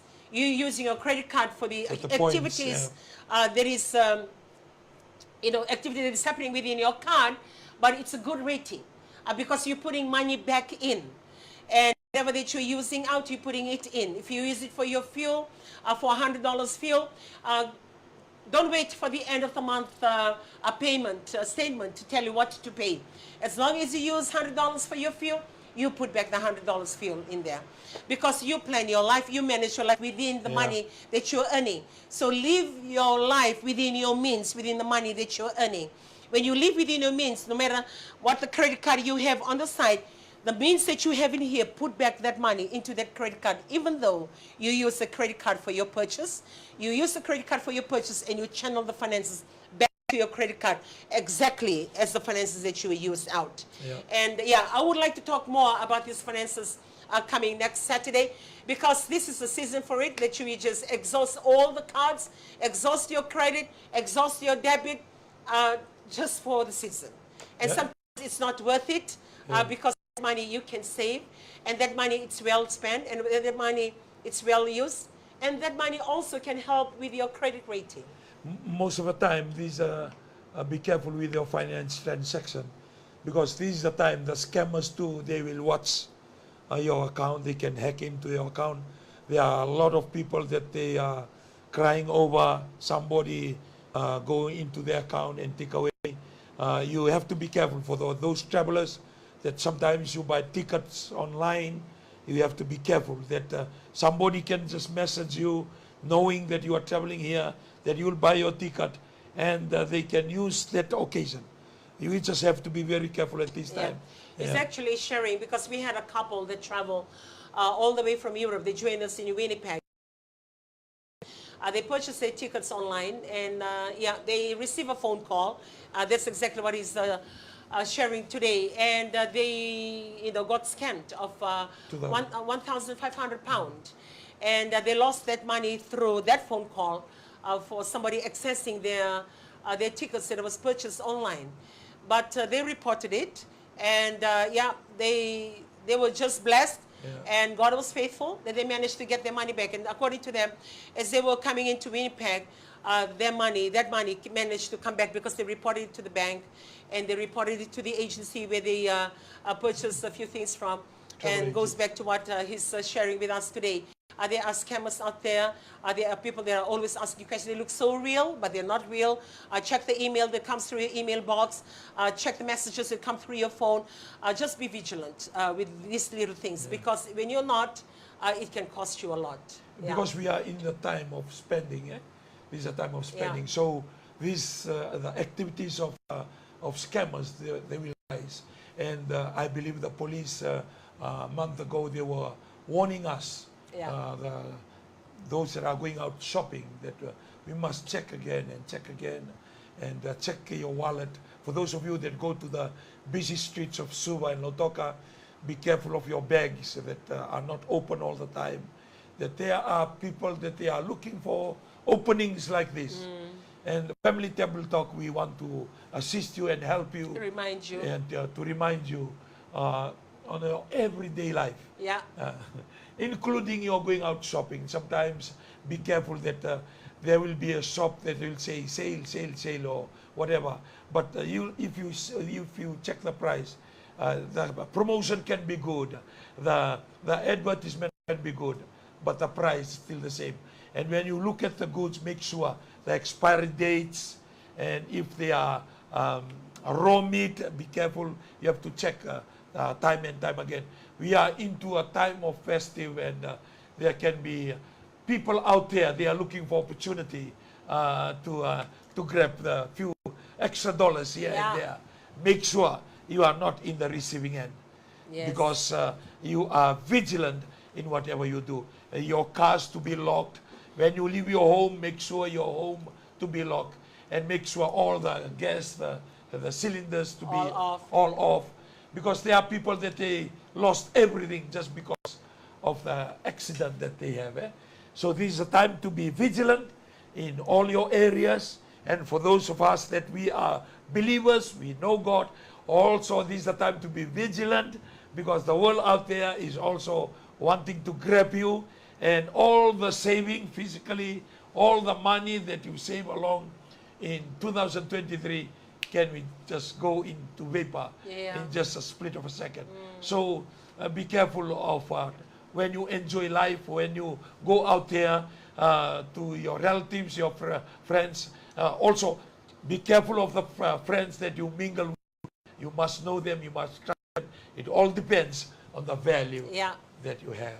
Well, we're coming towards the end of the week for most of us that have children and grandchildren going to school. Some schools are having prom nights, and some schools are having their prize giving, and also their annual concerts. And there's a lot of happenings in school. Just be and careful. be part of your children's last moments. And some of them are leaving school for year 13. That's what I'm experiencing. And some, it's just one of those moments that happen every year, still having your children coming back to school the next year. So whatever it is, continue to be part of your children's life, and also to be part of what they're doing in school. And come next year, if you're not really active, in your school for this 2023, try and be more active in 2024. At least bring a salsa broom, or bring a mop into their classroom, or just a doormat into their classroom to be part of whatever's happening in school. And also a moment for us to say thank you to the teachers who have taught our children throughout the year. Thank you to all the teachers, whether in primary or secondary, as well as kindergarten schools. We take this time to thank all our teachers that have really worked tirelessly and to look after our children, and also to help them gain the knowledge in 2023. A big vinaka bakalevu to all the head of schools and all the committees and the PTAs and every organization, every element that have helped the school achieve its purpose, and also achieve individually in every student that have come in. All the boarding schools, for the bursars and the people that have cooked for them. Thank you for this moment. And I would like to thank everybody else. So for the parents that are listening today, find the time to thank teachers of your children. And if you don't have any PTIs happening before they leave school, send them a message, or have a moment to tell them, thank you for teaching my children, or thank you for teaching my son, or thank you for teaching my daughter. Thank you for being part of my family. Yeah. And then it becomes a holistic thing. It becomes your family. Because throughout the year, there were the other adults that has a lot of interaction with your children over the year. Yeah. So make that time and take the moment to send them a note to say thank you. I have to think of all the teachers that teach my children for this, my grandchildren for this year. There's subject teachers and their form teachers. The little notes that I can write to them to thank them for helping my grandchildren become who they are come the end of 2023. For that, I am so grateful. And you come to the we end. invite all the youth out there. If you have nothing to do at the end of December, remember at the Dome, the Youth Symposium from the 29th to the 4th of January. So if you are interested, I believe there's a lot of promo and ad are coming on the television. So everyone is invited. Come and enjoy about 2,000 youth that will get together at the Dome in Suva. Yeah, we look forward to have you. It's going to be exciting.